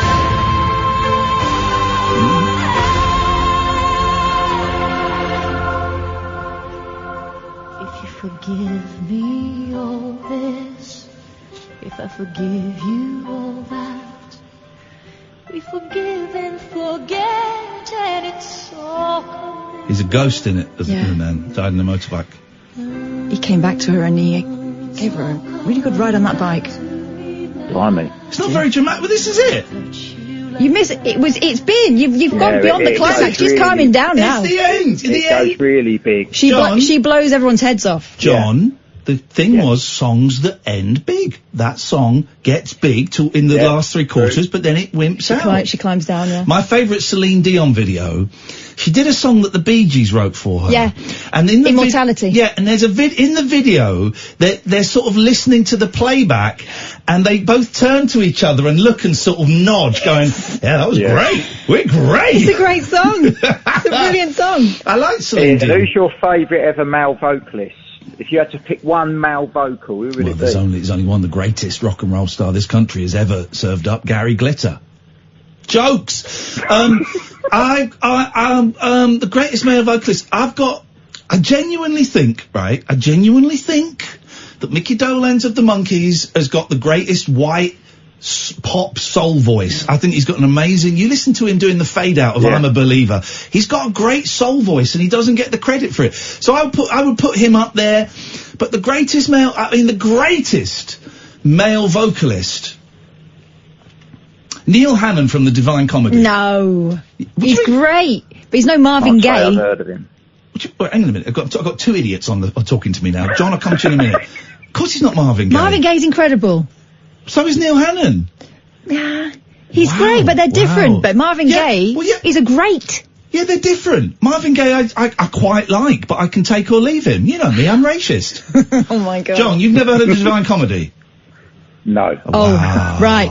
Give him one. Give him one. No, we play too much music. Again, you don't get that on Talk Sport, guys. No. John, I've laughed so many times. John, so where are you playing next? Do you do a lot of gigs then? Yeah, so I've got a little charity gig for a hospice next week. Beautiful. On Thursday night in a little country pub with an open fire and that should be nice. Yeah, I don't do too much, mate, but I do. I just, it's not my full-time job, but that's what I do. Do you enjoy it? I absolutely love it. Beautiful. Then that's it, isn't it? That's what it's all about. And the people that you do it for love it. Yeah, well, they seem to, all three of them. You are the sort of act I would love to see in a pub. Yeah. Here's the thing, right? If me and Kath saw you in a pub, we'd have a chat with you in the interval, and we would keep our fingers crossed that halfway through the second set, you go, I got a couple of people in here tonight. And I was chatting to them, and I'd like to give them a break. They would like to come and join me on stage now. And we do this. Oh, we couldn't. Yeah, okay, hang on a minute. Yeah. Use a triangle. The big version. John, it's nice to talk to you, mate. Thanks for switching over, and thanks for giving us a call. Cheers, mate. There we go. 0344 499 1000. We did the quarter past break, right? Got to keep an eye on these breaks. I like John. He's definitely one of ours, not one of theirs. Yes, this is it. People are, looking for something, and they've left it too late. Good evening, Dave. Good evening. Good evening, Kath. Do you want to clear your throat there, David? Yeah, I'm all right now. Okay, good. You sure? Yeah. Okay. What? He swallowed it. Oh, I could never, Dave, and I bet you're like me, right? Sensitive and artistic. No, I bet you are. I could never do those really good flobs. You know, like could never do it. And I had people that could, friends at school who would stand on the third floor over the banister, and they could do a long one that would be hanging about 1.5 floors down before it dropped. Oh my. They could do a greenie, they could do a flob and make it hit with pinpoint accuracy. And if I spit, it just kind of sprays back in my face. I've never been able to do a good flob. No. I can't belch. I can't belch the alphabet. I belch the word. No. Okay, hang on a minute. I'm going to just get in touch with Pride of Britain, because surely for that and the bravery in going through all that. I can't belch. I haven't got a sphincter in my mouth. Okay, David, what can we do for you on this we're going to play. Have we got enough time to play? We'll play Ronnie Spector straight after midnight. That's what we're going to do. All right, that's what we're going to do. We'll play Ronnie Spector straight after midnight. That's what we're going to do. Yes, David. Looking forward to that. Yeah. Oh, she was great, man. And we mentioned you. We mentioned you to her. We did. Not even joking. Not even joking. Oh well. I was kind of hoping she'd offer some backstage passes. She didn't, but we do mention you to her. Great. So she knows about you. Spooky song. Yes. Oh gosh, yes. Yeah, exactly. That's how long I've been on hold. Under My Thumb, or Under Your Thumb by Godley and Cree. Well, yeah, Under My Thumb is the Rolling Stones. It's about misogyny. Under Your Thumb by Godley and Cree. By Godfrey, have you been drinking? A bit. Oh. Where he's on a deserted station, he gets on a train, and this woman seems to be behind him singing at him. Yeah. And he picks up a newspaper, and there was something very strange indeed. The front page had a woman who threw herself from a train, and somehow underneath the photograph of the woman it says, I'll be under yours forever, etc. That's very, very macabre. Very creepy. And there's a song it's an old country and western song, my nan had it, but by Jim Reeves, called Old Tig, about a guy who comes back from the army, and he's got a faithful dog, and the dog's there to meet him at the bus stop, and he lives on top of a cliff somewhere, so the dog sees him across in a foggy night across top of the cliff, and disappears into the fog when he gets home, and he says to his mum, Old Tig, help me get home, and they said, Old Tig, he died 3 years ago. Yeah. No. Do you remember, this is slight tangent, this isn't, do you remember the song about, the trucker? Remember there's a lot of songs about Jesus in the 70s? Like, it was like an American sort of country Jesus revival. And there was also a lot of songs about CBs, right? Do you remember Teddy Bear? Oh, yeah. Do you remember that, Katherine? Yeah, isn't that one of those creepy ones like Andy? Yeah, and he's talking, he's a CB man, and he's talking to like a little... Is there a kid's voice in it? Little disabled kiddie, and, hang on, let's find... Here we go. This was on the radio all the time in the 70s. I was on the outskirts of a little southern town, trying to reach my destination before the sun went down. The old CB was blaring away on... He ends up talking to a disabled kid. I mean, that was entertainment. But is the kid... I don't think the kid's ghost? dead. I don't think the kid's a ghost. I think he's, unable to walk. Oh, man. I think so. So, of course, Kath mentioned earlier the Camouflage by Stan Ridgway, which is a classic Vietnam song about a soldier who's... I never want to know what you sung at that point. About some soldiers were stuck in a mirage, it sounds like, but... I thought they were. I thought it was a mirage, isn't it? A mirage. Yeah, they're like an optical... I can't remember. Let me get the lyrics to come... Hang on a second, guys. I thought he was stuck in a trench and then this big soldier had come and, like, given him a body barrier. Is that what they call it? A body barrier? Protected him with his great big hulking form. I was a PC on a search patrol hunting Charlie down. It was in the jungle wars of 65. My weapons jammed and I got stuck way out in all... let's get to the chorus. Hang on a second. If Charlie wants a tangle, now they'll have to dodge. I said, well, thanks a lot. I told him my name and asked him his, and he said the boys just call me Camouflage. Whoa, Camouflage. Come into the tune. Whoa, Camouflage. Things are never quite the way they seem. Whoa, Camouflage. I was awfully glad to see this big marine. Doesn't mention anything about Mirage, mate. You're talking rubbish. It's at the end of it, yeah. Okay, at the end. All right, fine. And he wanted to help some... Oh, well, hang on. There's the word barrage, so I wonder if there's anything that... Maybe it was barrage, then. Barrage. But before he went, he said Semper Fi. Semper Fi. Always.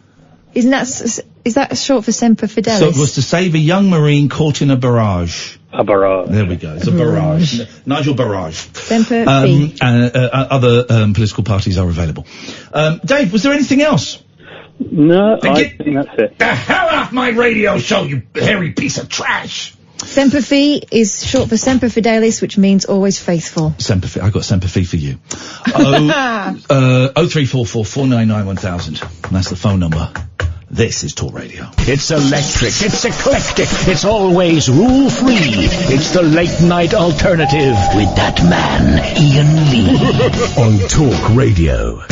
0344 499 1000. We have lots to talk about, and I've not really got around to it. Well, it's your loss. Let's go to Paul. Good evening, Paul. Good evening, buddy. What you got for us, Paul? Hey, I've got a good ghost song. In fact, it's a cliche one as well for me. Go on. But it's Tom Jones, Green Green Grass at Home. No. No. Is it a ghost story? Does he end up? I know he's on his way to the hangman, isn't he? Yeah, it's like a revenant song, isn't it? It's from the grave. No.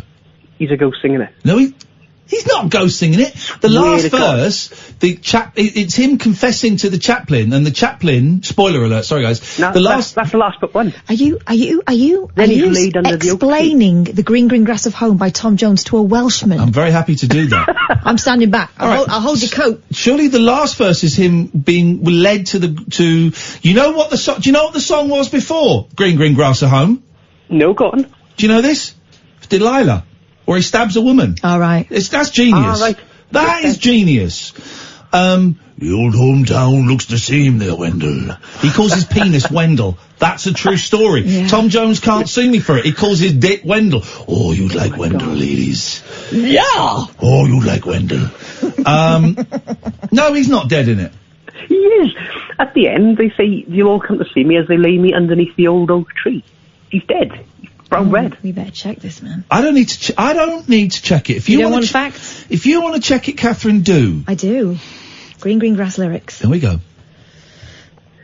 Okay. They will all come to see me in the shade of that old oak tree as they lay me. Oh, Paul, this is awful, mate. No, he goes. Then I awake and look around me at 4 grey walls that surround me, and I realise, yes, I was only dreaming about home. Yeah. For there's a garden, there's a sad old padre, arm in arm. We will walk at daybreak. Again, I touch the green, green grass of home. Yeah, I touch. He's touching it. There we go. He's dead. He's gone. Oh, Paul, this is so uncomfortable. This is more uncomfortable than the gig in Brighton and the bloke that phoned up and called me a C-word the other day because he's a racist. No, I'm sticking with this one. But what? Katherine has totally proved that you were wrong. No, haven't I? Put the phone down, Paul. All the best. Put the phone down. Oh. Put the phone down, buddy. Whoever hangs up first is the loser. Put the phone down. Take care. Ta-da. No star cariad. It's gone. That was awful. I felt so awful for that guy.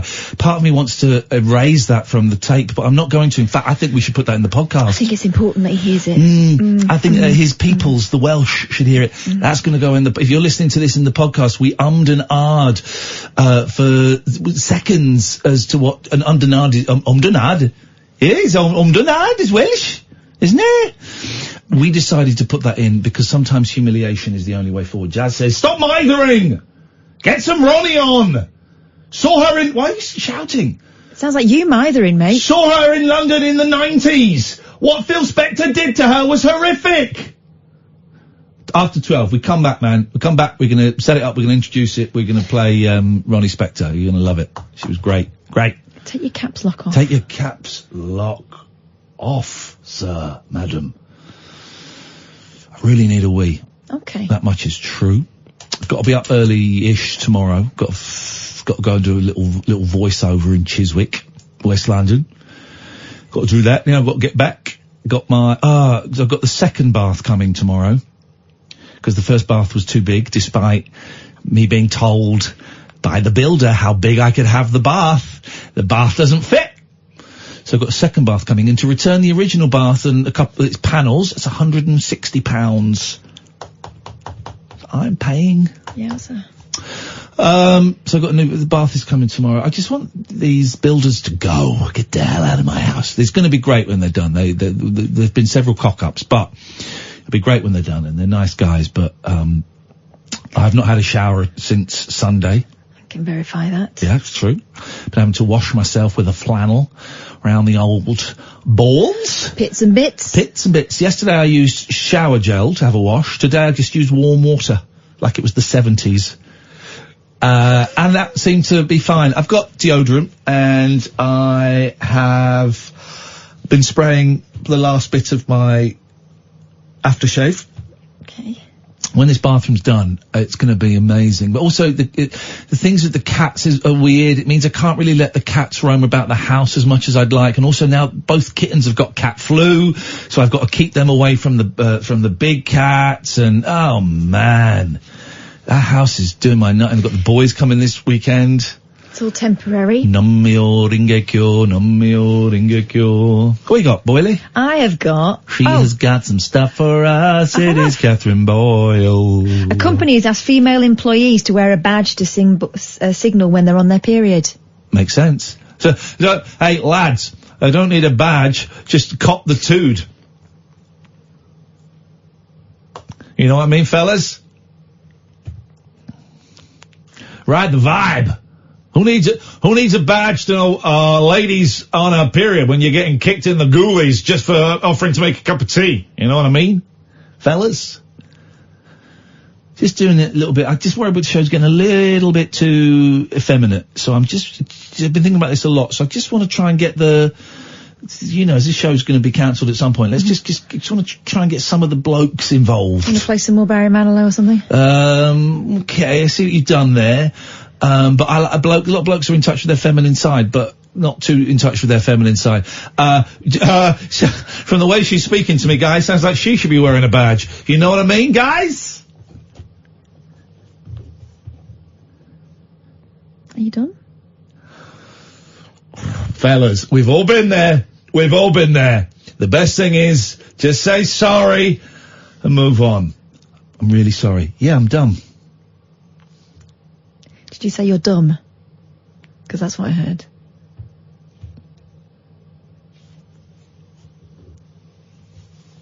Do you want me to get a hot water bottle for your belly? I'm fine. I've not got my period. Methinks the lady doth protest too much. Just checking my...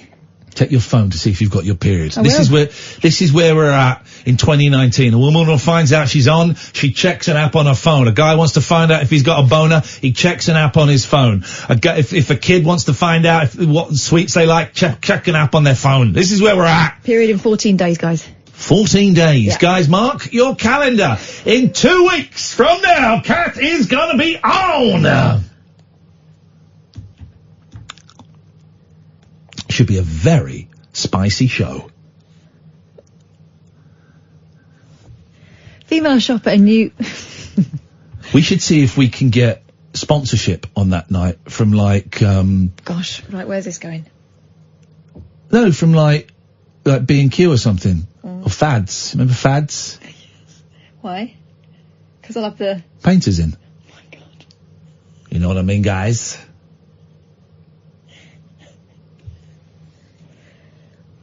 Straight to air for an hour with Kath just telling everyone, get out of here! I'm fine! Listen, when I'm on period, it's kind of a relief. It's the week before. That's when you got to worry. So in 7 days' time, do not mess with me. I won't be responsible for my actions. Haven't some women got off murder because they shot someone? Yeah. Whilst on the old period. Really? Good to know. Okay. That was a threat. Female staff at a new shop in Osaka, Japan have been encouraged to don the pins in a bid to tackle the stigma around periods in that country. And here's the thing, can I just say, there is no stigma about periods on this show, because we've just had a very funny 10-minute stand-up comedy routine, improvised stand-up comedy routine about periods. No one's embarrassed. No one's embarrassed. We're having fun with periods. Fun, FWP, fun with periods, with Iain Lee. I'm Iain Lee. I'm here to show you how to have fun with your period. Women working at the Michikake store do not have to take part in the scheme, but those that do will attach a period badge next to their name tag. What does it look like? It looks... Because I want one. It looks like a pink blob. Oh, it's like a sort of pink tooth wearing red pants. What is that? I don't know. The scheme makes the... Hello, I'm Peter Period. Okay. Don't be alarmed. I'm going to come and visit you every month. Don't worry. This is all going to make sense. This isn't the usual kind of story we read out where it's like, just because blokes are sexist. It's not that. The scheme makes thematic sense in the context of the shop, which sells an array of female sexual and menstrual health products. There we go. The badges feature a cartoon character named Sairi-chan, who is known as a symbol for the menstrual cycle in Japan. WWD Japan reported. Gosh, they made it friendly and you could dress up as this thing. In the blue section, products will be stocked for women on their periods. The glittering section provides post-period items, and the turbulence section has a selection of products when you're feeling irritable, and the gloomy section, products for right before when your period starts. In Japan, there's a tendency for women's sexuality and periods to be subjects not to be mentioned, store manager Takahiro Imazu told WWD. Not all customers will react positively, but the femtech boom is growing and the values of young people are changing with it. I might be going a little far in saying this, but I'm excited for it to become a shop for solutions for women's sensitive needs and to be an asset in the marketplace. God, I never thought I'd be saying this on tonight's show. In other period news, earlier this month, Mirror Online's Talia Shadwell wrote about how her period tracking app appeared to know things about her that she didn't. Cripes. And that's probably enough of that now. I think that we probably think we've done that to death, really. Well, give it 2 weeks. Okay. Don't want any calls on periods. It's disgusting. And unnatural. 0344 499 1000. Let's talk about boners. This is Talk Radio. The Late Night Alternative with Iain Lee on Talk Radio. We have ways of making you talk.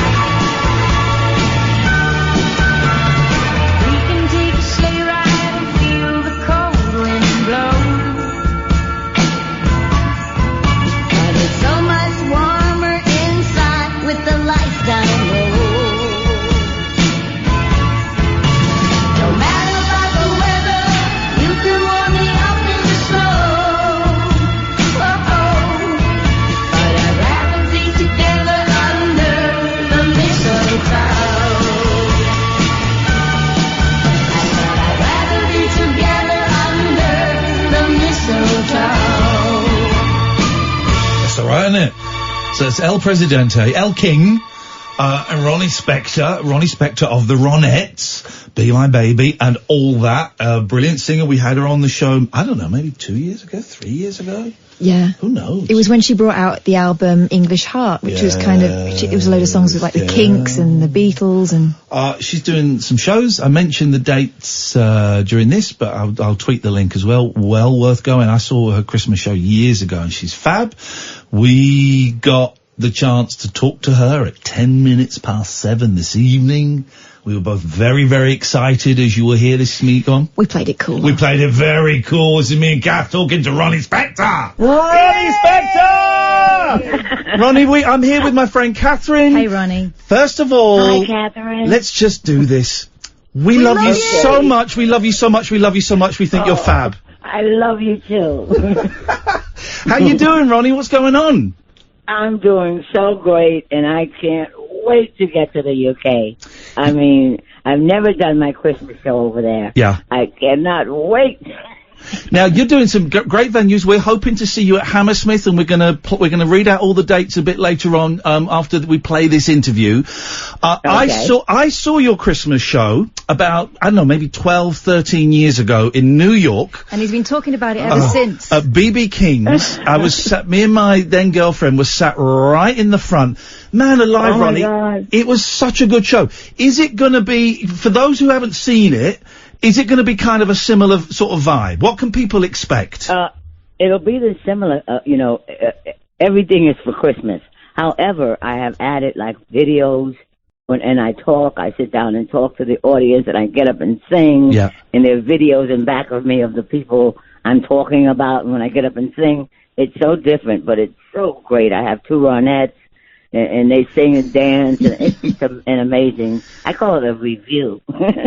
Cannot Because wait. it has everything in it. And of course, all the Christmas hits. Cannot wait. And you say it's the first time you've done it in the UK. I know you have a real soft spot for England. Oh, I love England. I can't wait to do my Christmas show over there because I've never done my Christmas show over there since, I think, 1988 or something. Right. Really, yeah, a long time ago. But So you it have really is my. You have a Go big ahead, I'm history with the UK, of course, because you were hanging out with the Beatles, you were having records produced with George Harrison and all kinds of stuff. Yep. So Yes. what are your memories of the Beatles? Oh, I tell you, the first time we met them, because they had never been to America yet. Right. So when we went to the UK, the Ronettes, they came to our Deco record party the first night we were there. Yeah. The Beatles, and it was so great. I mean, they were, especially John Lennon with me. He was such a gentleman. You know, he was my tour guide. He'd take me out on Carnaby Street and show me what the boots and the latest styles. And we had the best time. And you know, the Rolling Stones were our opening act. I know, that's incredible. That's not a bad opening act, is it? The Stones. No, the Stones they were so great, but they were opening for us. You know what it was so great about it though? Before all the British invasion, we had the Kinks on this show, the Yardbirds, the Beatles, the Rolling Stones. We knew everybody over there. Yeah. So I grew very fond of the UK. You know, I would go over there to visit my fans over there and not do a show, just to be over in the UK. Having fun. Can you believe that over, I don't want to age us all, but well over 50 years later, you're coming back, the shows are selling really well, you're playing Hammersmith Odeon, which is one of the most famous venues here. I think it's called the Apollo now, it keeps changing its name. Yes. Can you believe that 50 odd years later, you're still selling out big venues around the world? I cannot believe it. To tell you the truth, if somebody had said, Ronnie, in 50 years, Sleigh Ride is going to be on the top 40 this year. You know, my Sleigh Ride, my Christmas song. Yeah. I would have said, are you crazy? And here it is. I'm filling all these halls and I'm just amazed at my career that it has taken off like this. You know, it's been, let's say the last 10 years. Yeah. It's been, Ronnie, where are you going? And I've done everything and I've loved everything I've done. I just love the business so much, and I love singing. That's my whole thing. And performing for the audience is that's my real love. You know, I could just hug the whole audience, you know, at the end. I could just, I love them. Ronnie, you're such an inspiration. I received from a good friend of mine, Iain Lee, one Christmas, your book, Be My Baby. And having read it, it's like, my God, you had to really battle. You're a real survivor, and you still love music. There must have been times when you thought you'd never get here. Yeah, but writing my book gave me I got rid of all that suffering and the pain I went through out in California and not being able to do shows and not being able to sing. That's why the Beatles meant so much to me, because they said, you've got to put her on Apple Records. You know, and they did, but I didn't think it was going to be a hit because I knew my ex was involved with it, so I just love the Beatles because they tried to help me, and they named me Ronnie Spector because I did 2 records and it was under the name of Veronica. Oh, really? And when I got over to Apple Records, you know, in the studio, they said, "This is horrible. Veronica is like not rock and roll." So the Beatles, John and all those guys said we wanted to be called Ronnie, Ronnie Spector. And Spector was like you know, I said, okay. Does anyone call you Veronica now? Is it just if you're in trouble? Veronica? No. But that was my name in California. Yeah. It was always just like you said, Veronica. You know. While we were waiting to speak to you, we were listening to the new song, Under the so Mistletoe. good. It's great, man. What, are you, like, gargling, I don't know, like baby's blood or something? You're doing some kind of voodoo, because your voice is still incredible, Ronnie. It sounds amazing. Oh, thank you. How do you look after it?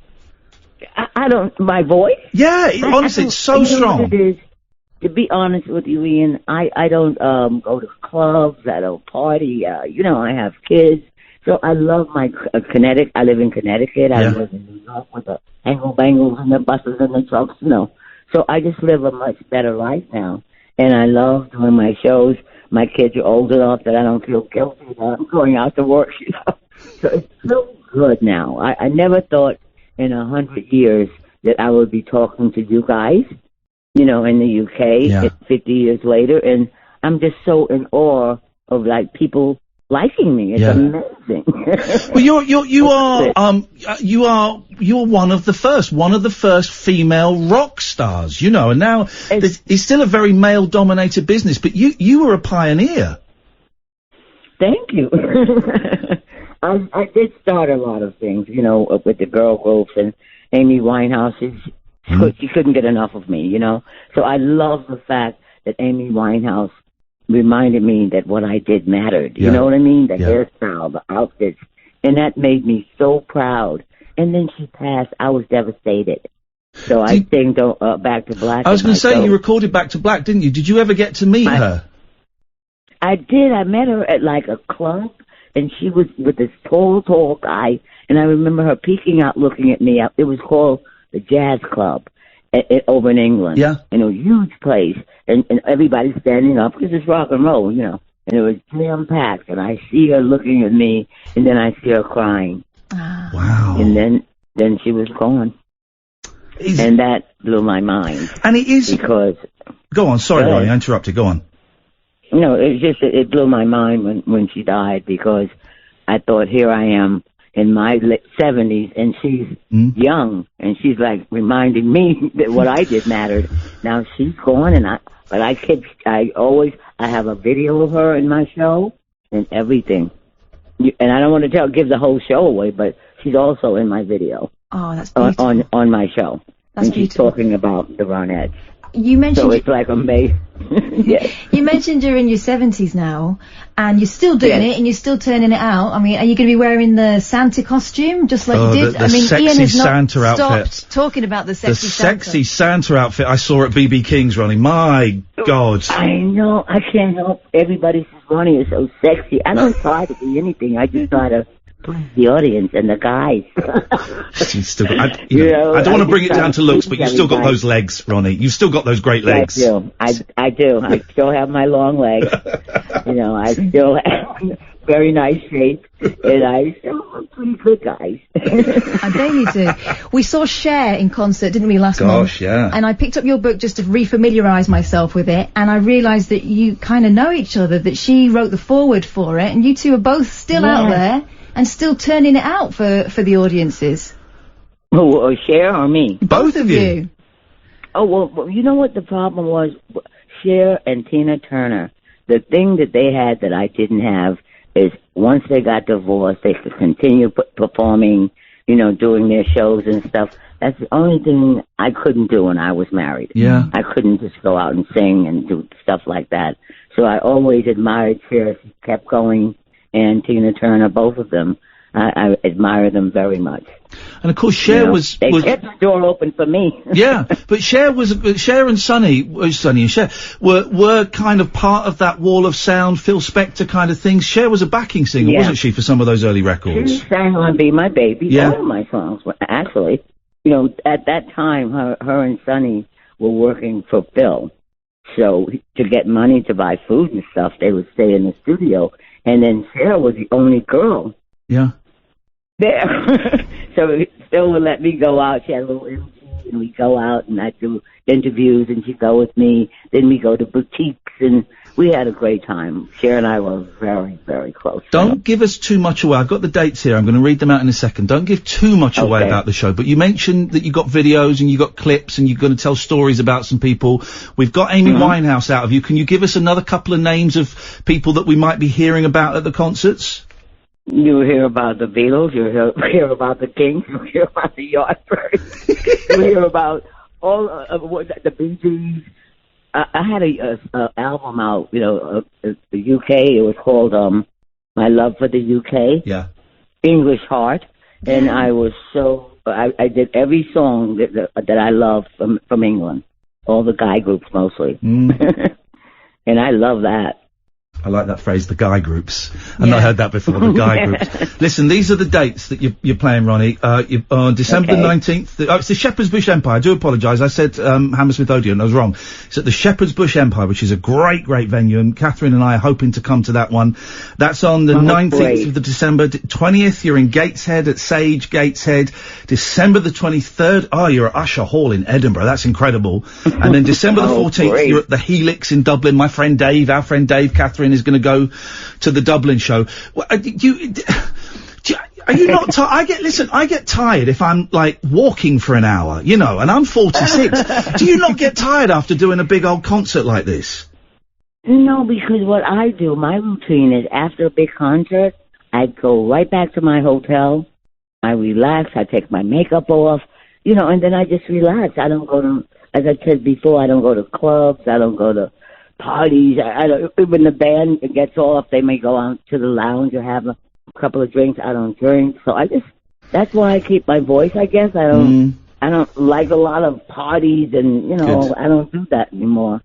I did it 40 years ago, but I don't like it now. You've done it, and you partied with some of the best. Who's going to match those guys that you partied with in the 60s and 70s? Exactly. That's how I feel too. So I said, I don't need anybody.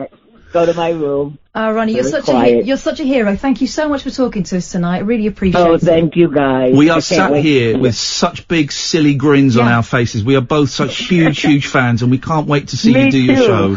Bless you. We love you, Ronnie Spector. I love you both, and I will see you soon. The Late Night Alternative with Iain Lee. On air and off the leash. On Talk Radio. I'm gonna kill you. Oh, God, the mic's on, sorry. 03444991000, Ronnie Spector, brilliant. December the 19th, Shepherd's Bush Empire. I got it wrong at the start of the interview. I corrected myself. But isn't she delightful, man? Proper old school pro. Knew our names before we'd even spoken to her. Iain, it's so great. Knew our names. Enthused. She's told those stories a few times, but it sounded enthusiastic and, well, just a lovely, lovely human being, man. Isn't she great? Yeah, she's wonderful. Read that book, Be My Baby. It's incredible. Okay, what do you want me to do first? Read the book and then Not be your you. baby, or okay? Not you, them. Sorry, I can see the end of this train track in sight. Who cares if we take more time off? December the 19th. Let's take it off. Let's go and see Ronnie Spector. Okay. Let's do it. 03444991000. That's the telephone number. If you'd like to give us a call. If you'd like. Oh, bit windy pops there. Excuse me. Do apologise. What's this? Do you know what fleabagging is? Oh, I saw this. Yeah. Fleabagging, eclipsing and glamboozled. Awful new dating trends to avoid in 2020. Dating can be really, really hard. While Hollywood sells us the dream of meeting a handsome stranger in the supermarket. What film is that? I don't know, but I had a neighbour that did that. And they got married. Do you remember... I think it was singles night. Yeah, remember when Tesco's used to do singles night? That's what it was. But what were the singles night where you wear, like, different colour badges? Green was meant you're horny. Traffic lights. Traffic light parties. Yeah, green was horny. Orange was bisexual. No, orange was, I could be convinced. Red was taken. Okay. Real life is very, very different. And many people find themselves Did you just say on your rack? Sorry? Can't remember.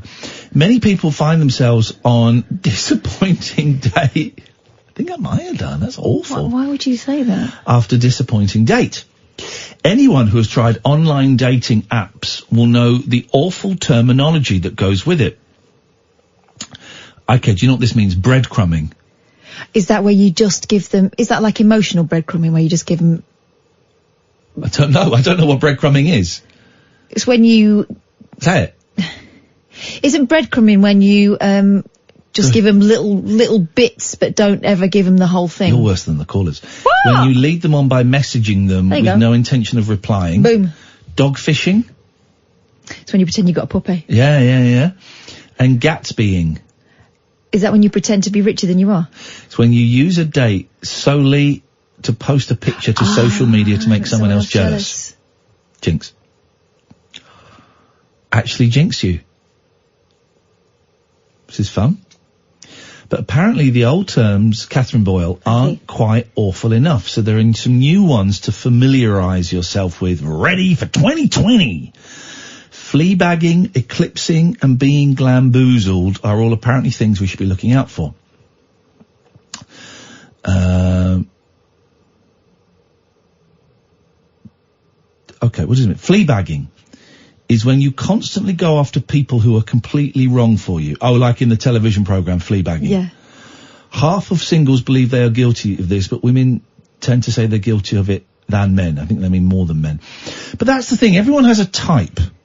This is partly why, and I'm not making in any way light of this, but this is partly why some people who have been in an abusive relationship have often been in more than one abusive relationship, because they are drawn not to the abuse, but they are drawn to those types of people who later on display abusive tendencies, whether it be mental or physical. Do you know what I know what you mean. You know, like, I've got friends who say, why do I always end up with the bad boy? And then when they're single, it's like, oh, I love a bad boy. Yeah. And it's not that they're thinking necessarily, oh, I want to be...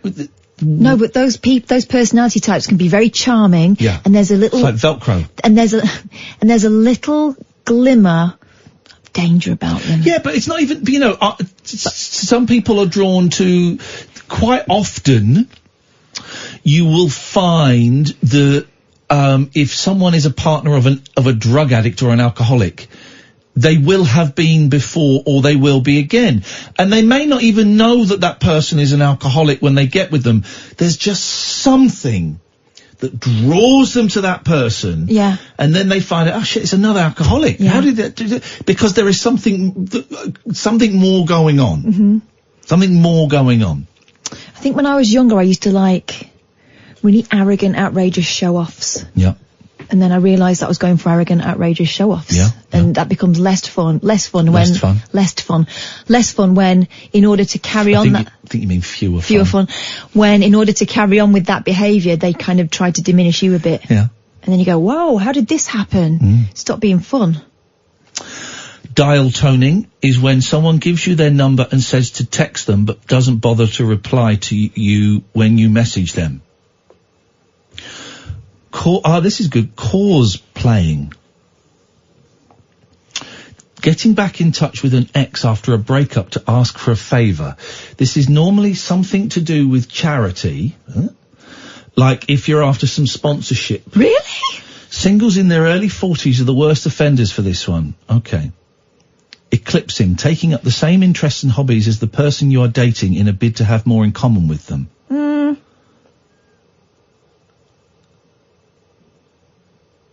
Is that not just like... showing an interest in what they like? Yeah, trying to understand them better. I mean, if you end up faking it, that's if you're pretending you like it. But if you go, I come a couple of weeks into it, do you know what, this isn't for me. Do you mind if I feel I know you better. Or, hey, this is great that we're doing. Do you mind if I come along and do this? Because I'm having a great time. Turns out I like macrame. Exoskeletoning. Well, sorry, no? Exoskeletoning. What? When your partner's ex keeps this is nuts. Keeps reaching out to you via social media or through other methods. No, thank you, buddy. No, listen. No, thank you. No. I don't exoskeletoning me. Yellow carding, calling someone out for their poor dating etiquette and telling them that you're not happy with what they've done.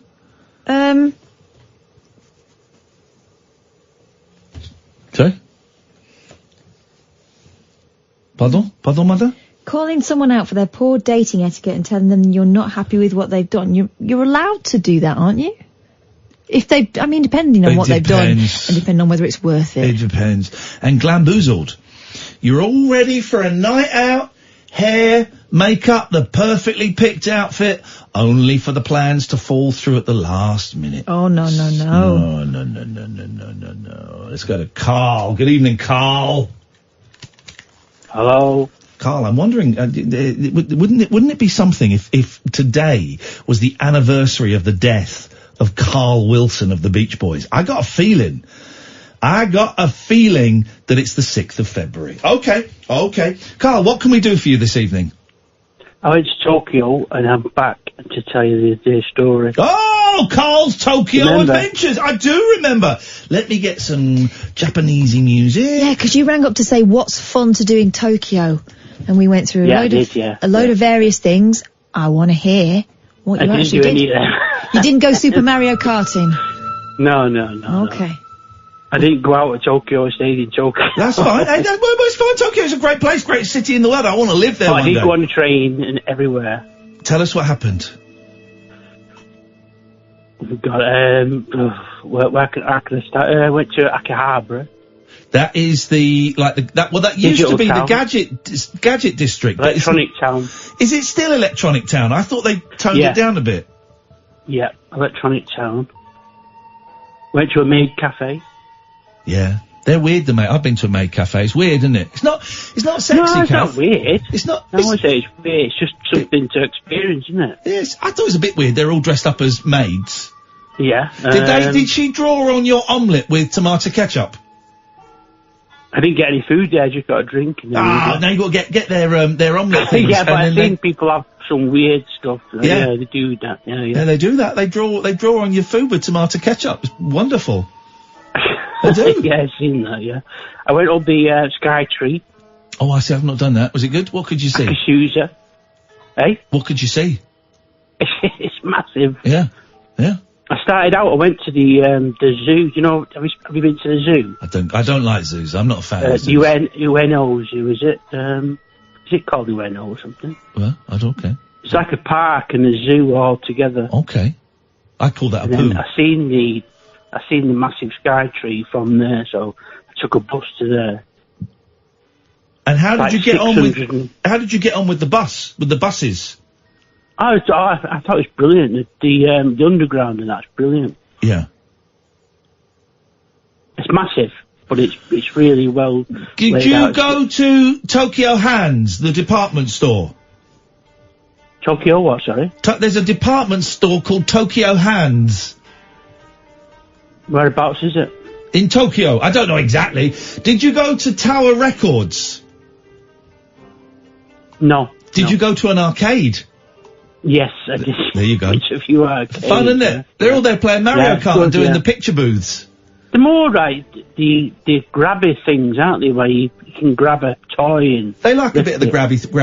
They love that, yeah. They love that, yeah. What food did you eat? I've noticed a few quirks of Tokyo. What were good. They love jazz, don't they, Tokyo? Unfortunately, yes, they do, yes. That was one of the downsides. Jazz. They do love jazz. Yeah. And they're very, very, very friendly people. I enjoyed it. I thought it was brilliant. There had a lot of buskers there, aren't there? A lot of really good buskers. I didn't, Did we go to... Are you sure you went to Tokyo? Maybe I didn't go to Tokyo. What did you have to eat, Carl? I just stayed in the hotel, to be honest. I had a few little bits of meals, but I had one meal where I tried it and I couldn't eat it, so I just didn't. From then on, I don't like the fact that you serve you something and you can't eat it. Yeah, I know what you mean. But I really enjoyed going, and this is when I was vegetarian, so it was tricky. Now I'm a meat eater, I want to go back, but just going into these weird little places. A lot of them are up on like the first or second floor. And you go into these places and looking at, I would say I'm a vegetarian, I don't eat meat or fish, and they bring me a menu. Sometimes you just wouldn't recognise, and I go, that, and they bring it, and remember one place we went to, me and my ex went to, and it's this big sort of bowl of soup, and you sort of cook it in front of you yourself, and Yeah. you put all the Yeah, there's a ingredients lot into of this that, bowl yeah. of... I loved it, man. Carl, Yeah, I did a lot of did you have a good time? I absolutely brilliant. Enjoyed it. And do you feel... And you went on your own, didn't you? Yeah. Do you feel that you've achieved something by doing this big trip all on your own? I have, but every night I had a Japanese person come over to me and say, hello, every single night, because they're so nice. They want to practice their English. Yeah, they're all keen to practice their English. It's amazing. In Tokyo. Yeah, it's amazing. It is a really friendly city. And it's, but next time I go, I got told there's a place called Nikko. Don't know if you heard of it. I don't know Nikko. It's 2 hours on a train, on a normal, not the bullet train, a normal train, but next time I go, I'm going there. It's called Nikko. Have a look at it. It looks beautiful. I will. I'm going to check it out. I want to go again if I can afford it. If I can get a job next year, I'm going to try and afford it. My friend lives in China. I'm going to China in April. Mate, Carl's living the dream. Carl, listen, I'm glad you had a great time. Tokyo is my favourite place in the world. And by the way, have you seen The Irishman? On does he live in Tokyo? Oh, the movie. No. I've not had time to yet. Get 3 hours. It lasts for 3 days. 3 hours in your life and watch it. Okay, is it good? It's good, yeah. It's massive film. 3 hours. I've just watched it all tonight. You watched it all tonight? Hang on, why weren't you listening to us? I usually do, but tonight I just watched it. Well, of course, that film stars Al Pacino, hoo-ha! Robert De Niro, and this guy. Shove it up your big fat ass. Joe Pesci is in there. Carl, thank you very much indeed. Let's go to Alistair. Good evening, Alistair. Evening, Katherine and Iain. I'm jealous of Carl, man. I was just looking at some pictures of Tokyo Hands, right? Yes, great shot, man. The thing I love, one of the things I love about Japan, it's such a great shot. Design, the attention to detail, and the neatness. The pen display is like porn for me. Tokyo Hands is just a department store, and it was recommended in like a Lonely Planet or something, and we went, and it's a really, really amazing department store. We had a really good time in Tokyo Hands. It's great. You get everything in there. Love it. Really want to go back to Tokyo. Money's a little bit tight. Bathroom's a little bit tight. Security is a little bit wobbly bobbly. Just the displays. But I want to go to Japan, man. I want to go to Japan. Alistair! Hi, well, it all went well in court today. Let's just ask the question, Alistair. Are you calling us from using a phone that you shoved up your bum hole? Are you calling us from the big house? No, I'm at home. Yay! Well done, buddy. And I know you sent me a little DM to say that Alistair had a day in court for stuff he did a long time ago when he was a boozer. And I know you were very nervous. But it sounds like it went all right. It sounds like it was fair. And that justice was served, but it was a justice that doesn't involve you going to prison, which was your big fear. That's right, yeah. I was very apologetic. I wrote letters of apology to the injured parties and everything, and just felt very humbled, and also very thankful to you guys and some of the other people that listen and have twittered me with their support. You've all sustained me through this period, and God, I need you guys to stay there, because your wit and humour and humanity is a wonderful thing. Well, unlucky. But E.T.'s back. Did you know this? There's an advert, isn't there? E.T.'s back. E.T.'s back. All right. Anyway, and as in terms of your recovery, how do you feel now that today's done? Oh, well, I mean, immediately afterwards, it was like this really calming effect. Yeah. That's now over. Put that behind me. I celebrated by going to a meeting tonight. Beautiful. And just so much more kind of centered now. And so I'm doing good.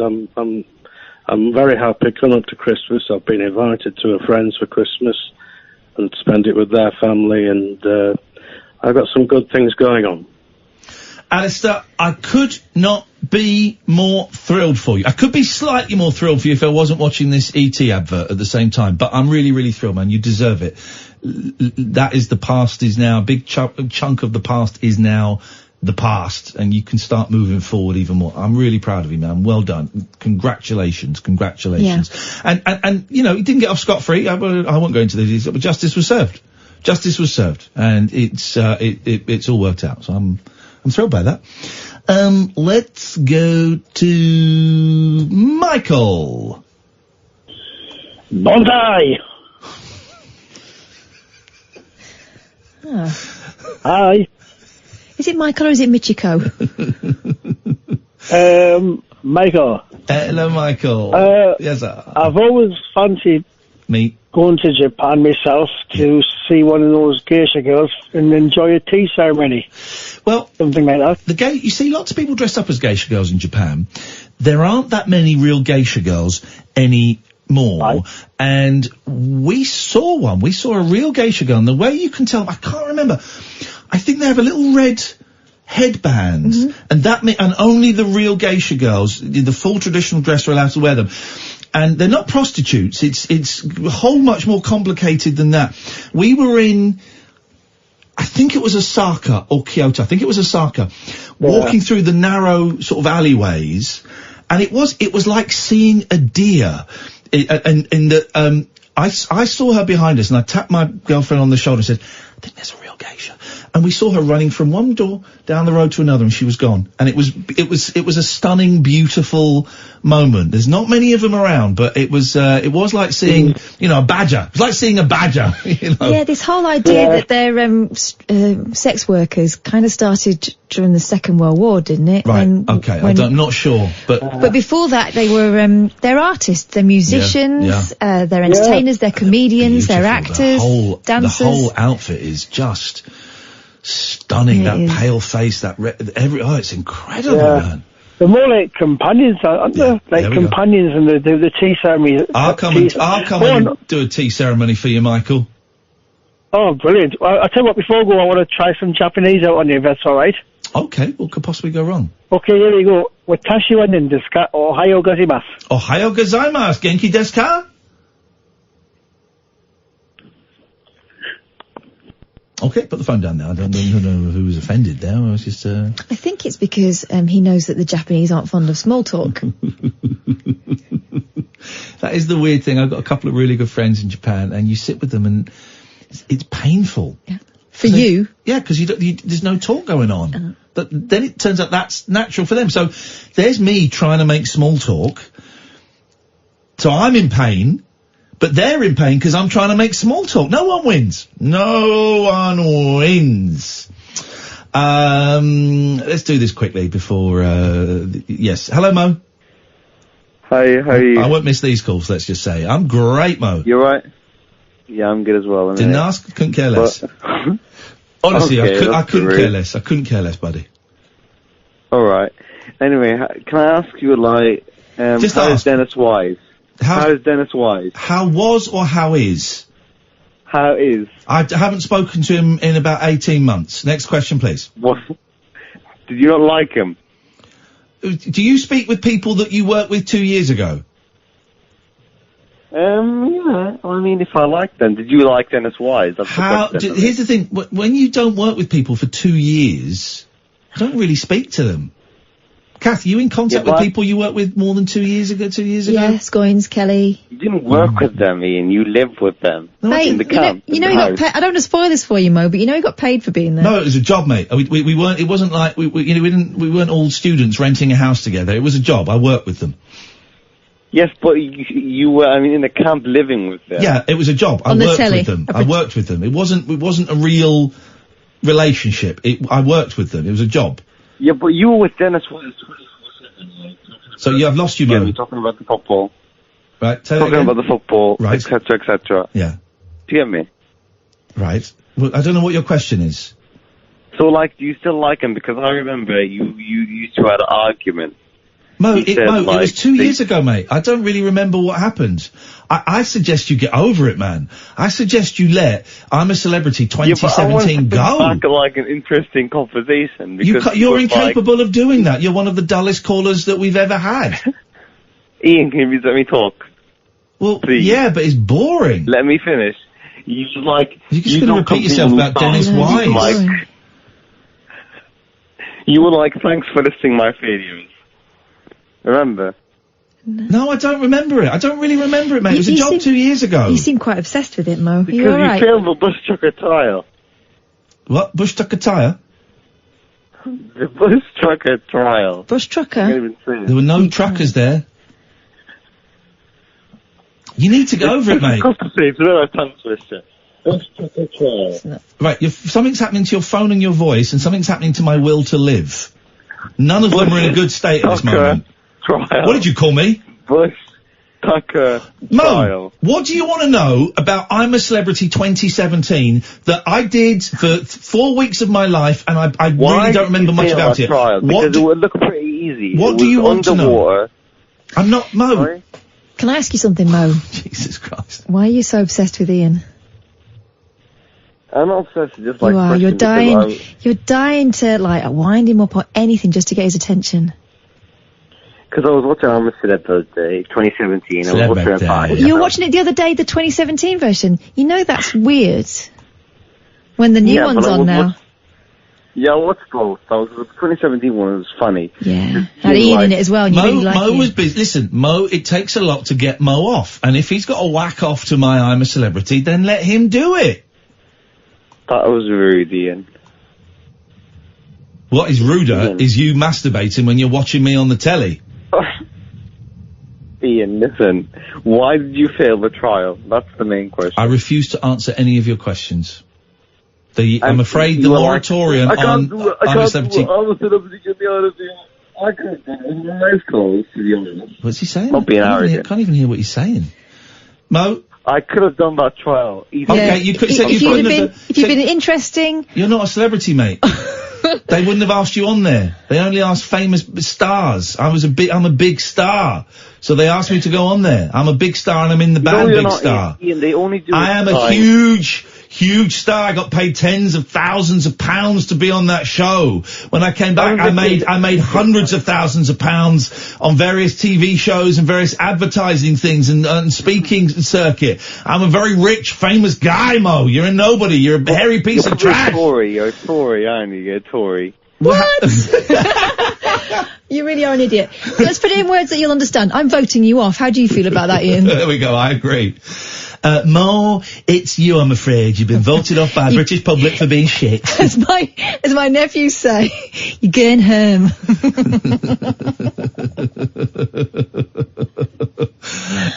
This is Talk Radio. The Late Night Alternative with Iain Lee on Talk Radio. Right. He can barely string a sentence together. He couldn't have done that trial. I'm answering... the brush trucker trial. I'm answering no more questions about the jungle ever again unless I'm paid a significant amount of money. It's closed. It's finished. It's done. It's done. It's over. No more.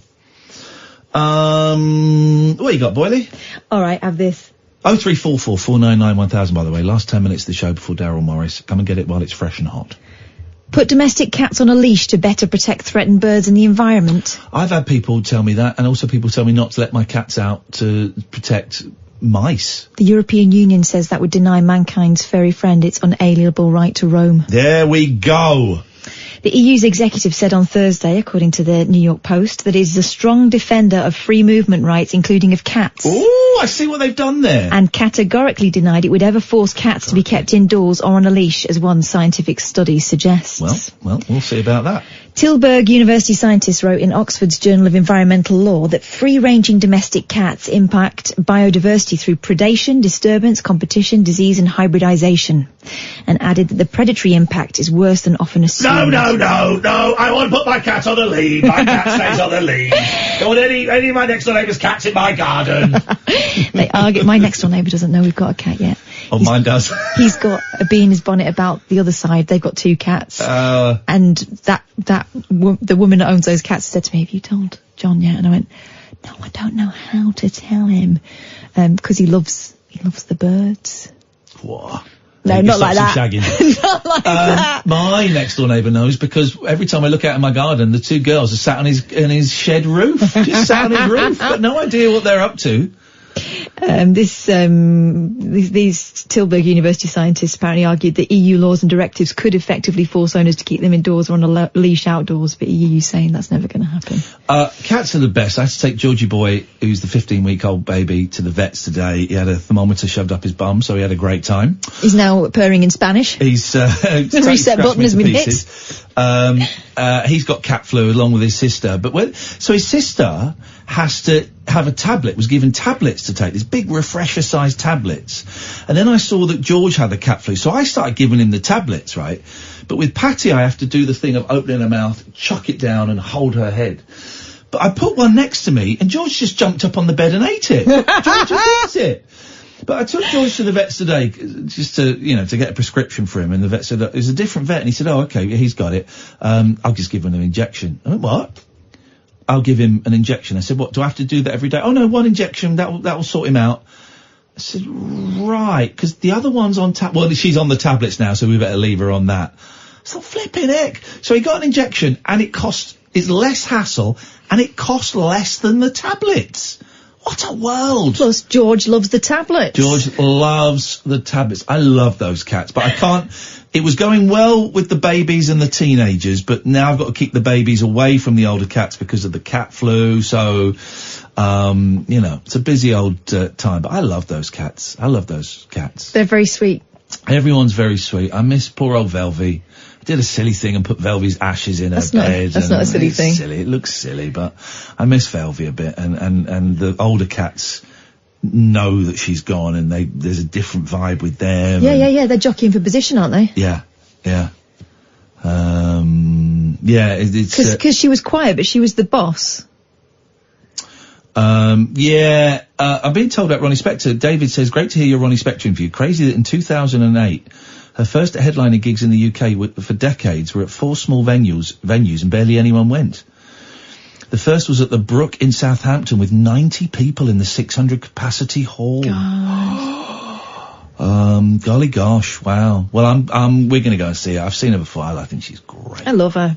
This is the second time we've spoken to her. Yeah. I don't think I spoke to her on air last time, but she's so charming. I think we can officially call her friend of the show.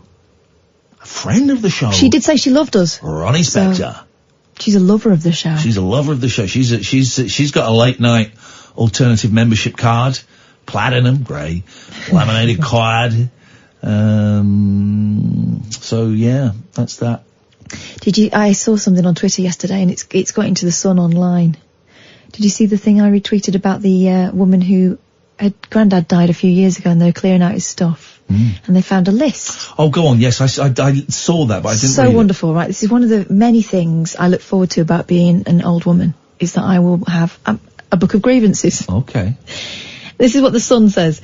As much as we used to love writing to each member of our school class a Christmas card, these days we're far more likely to pass on season's greetings via text. But for some older generations, this annual ritual is just as important as putting up the tree or pulling crackers. Proving just how serious an offence it can be, one woman has discovered that her late granddad actually kept a list of all the people who failed to send him a card. What a miserable old git. So he wouldn't forget for next year. What a terrible human being. That was great. Tweeting a photo, the neatly written written list. Listen to you, Mo. They missed out the of. Alex from Cardiff wrote, my grandfather died 8 years ago. My mum just found this in his bureau, a list of Christmas cards not received. We laughed.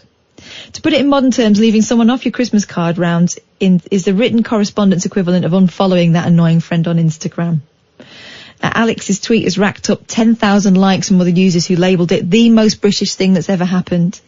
Another added, my granddad did this. He had a hand-drawn spreadsheet and tracked cards sent and received. Wow. If he didn't receive one 2 years in a row, they were neatly crossed off the list. Savage but fair.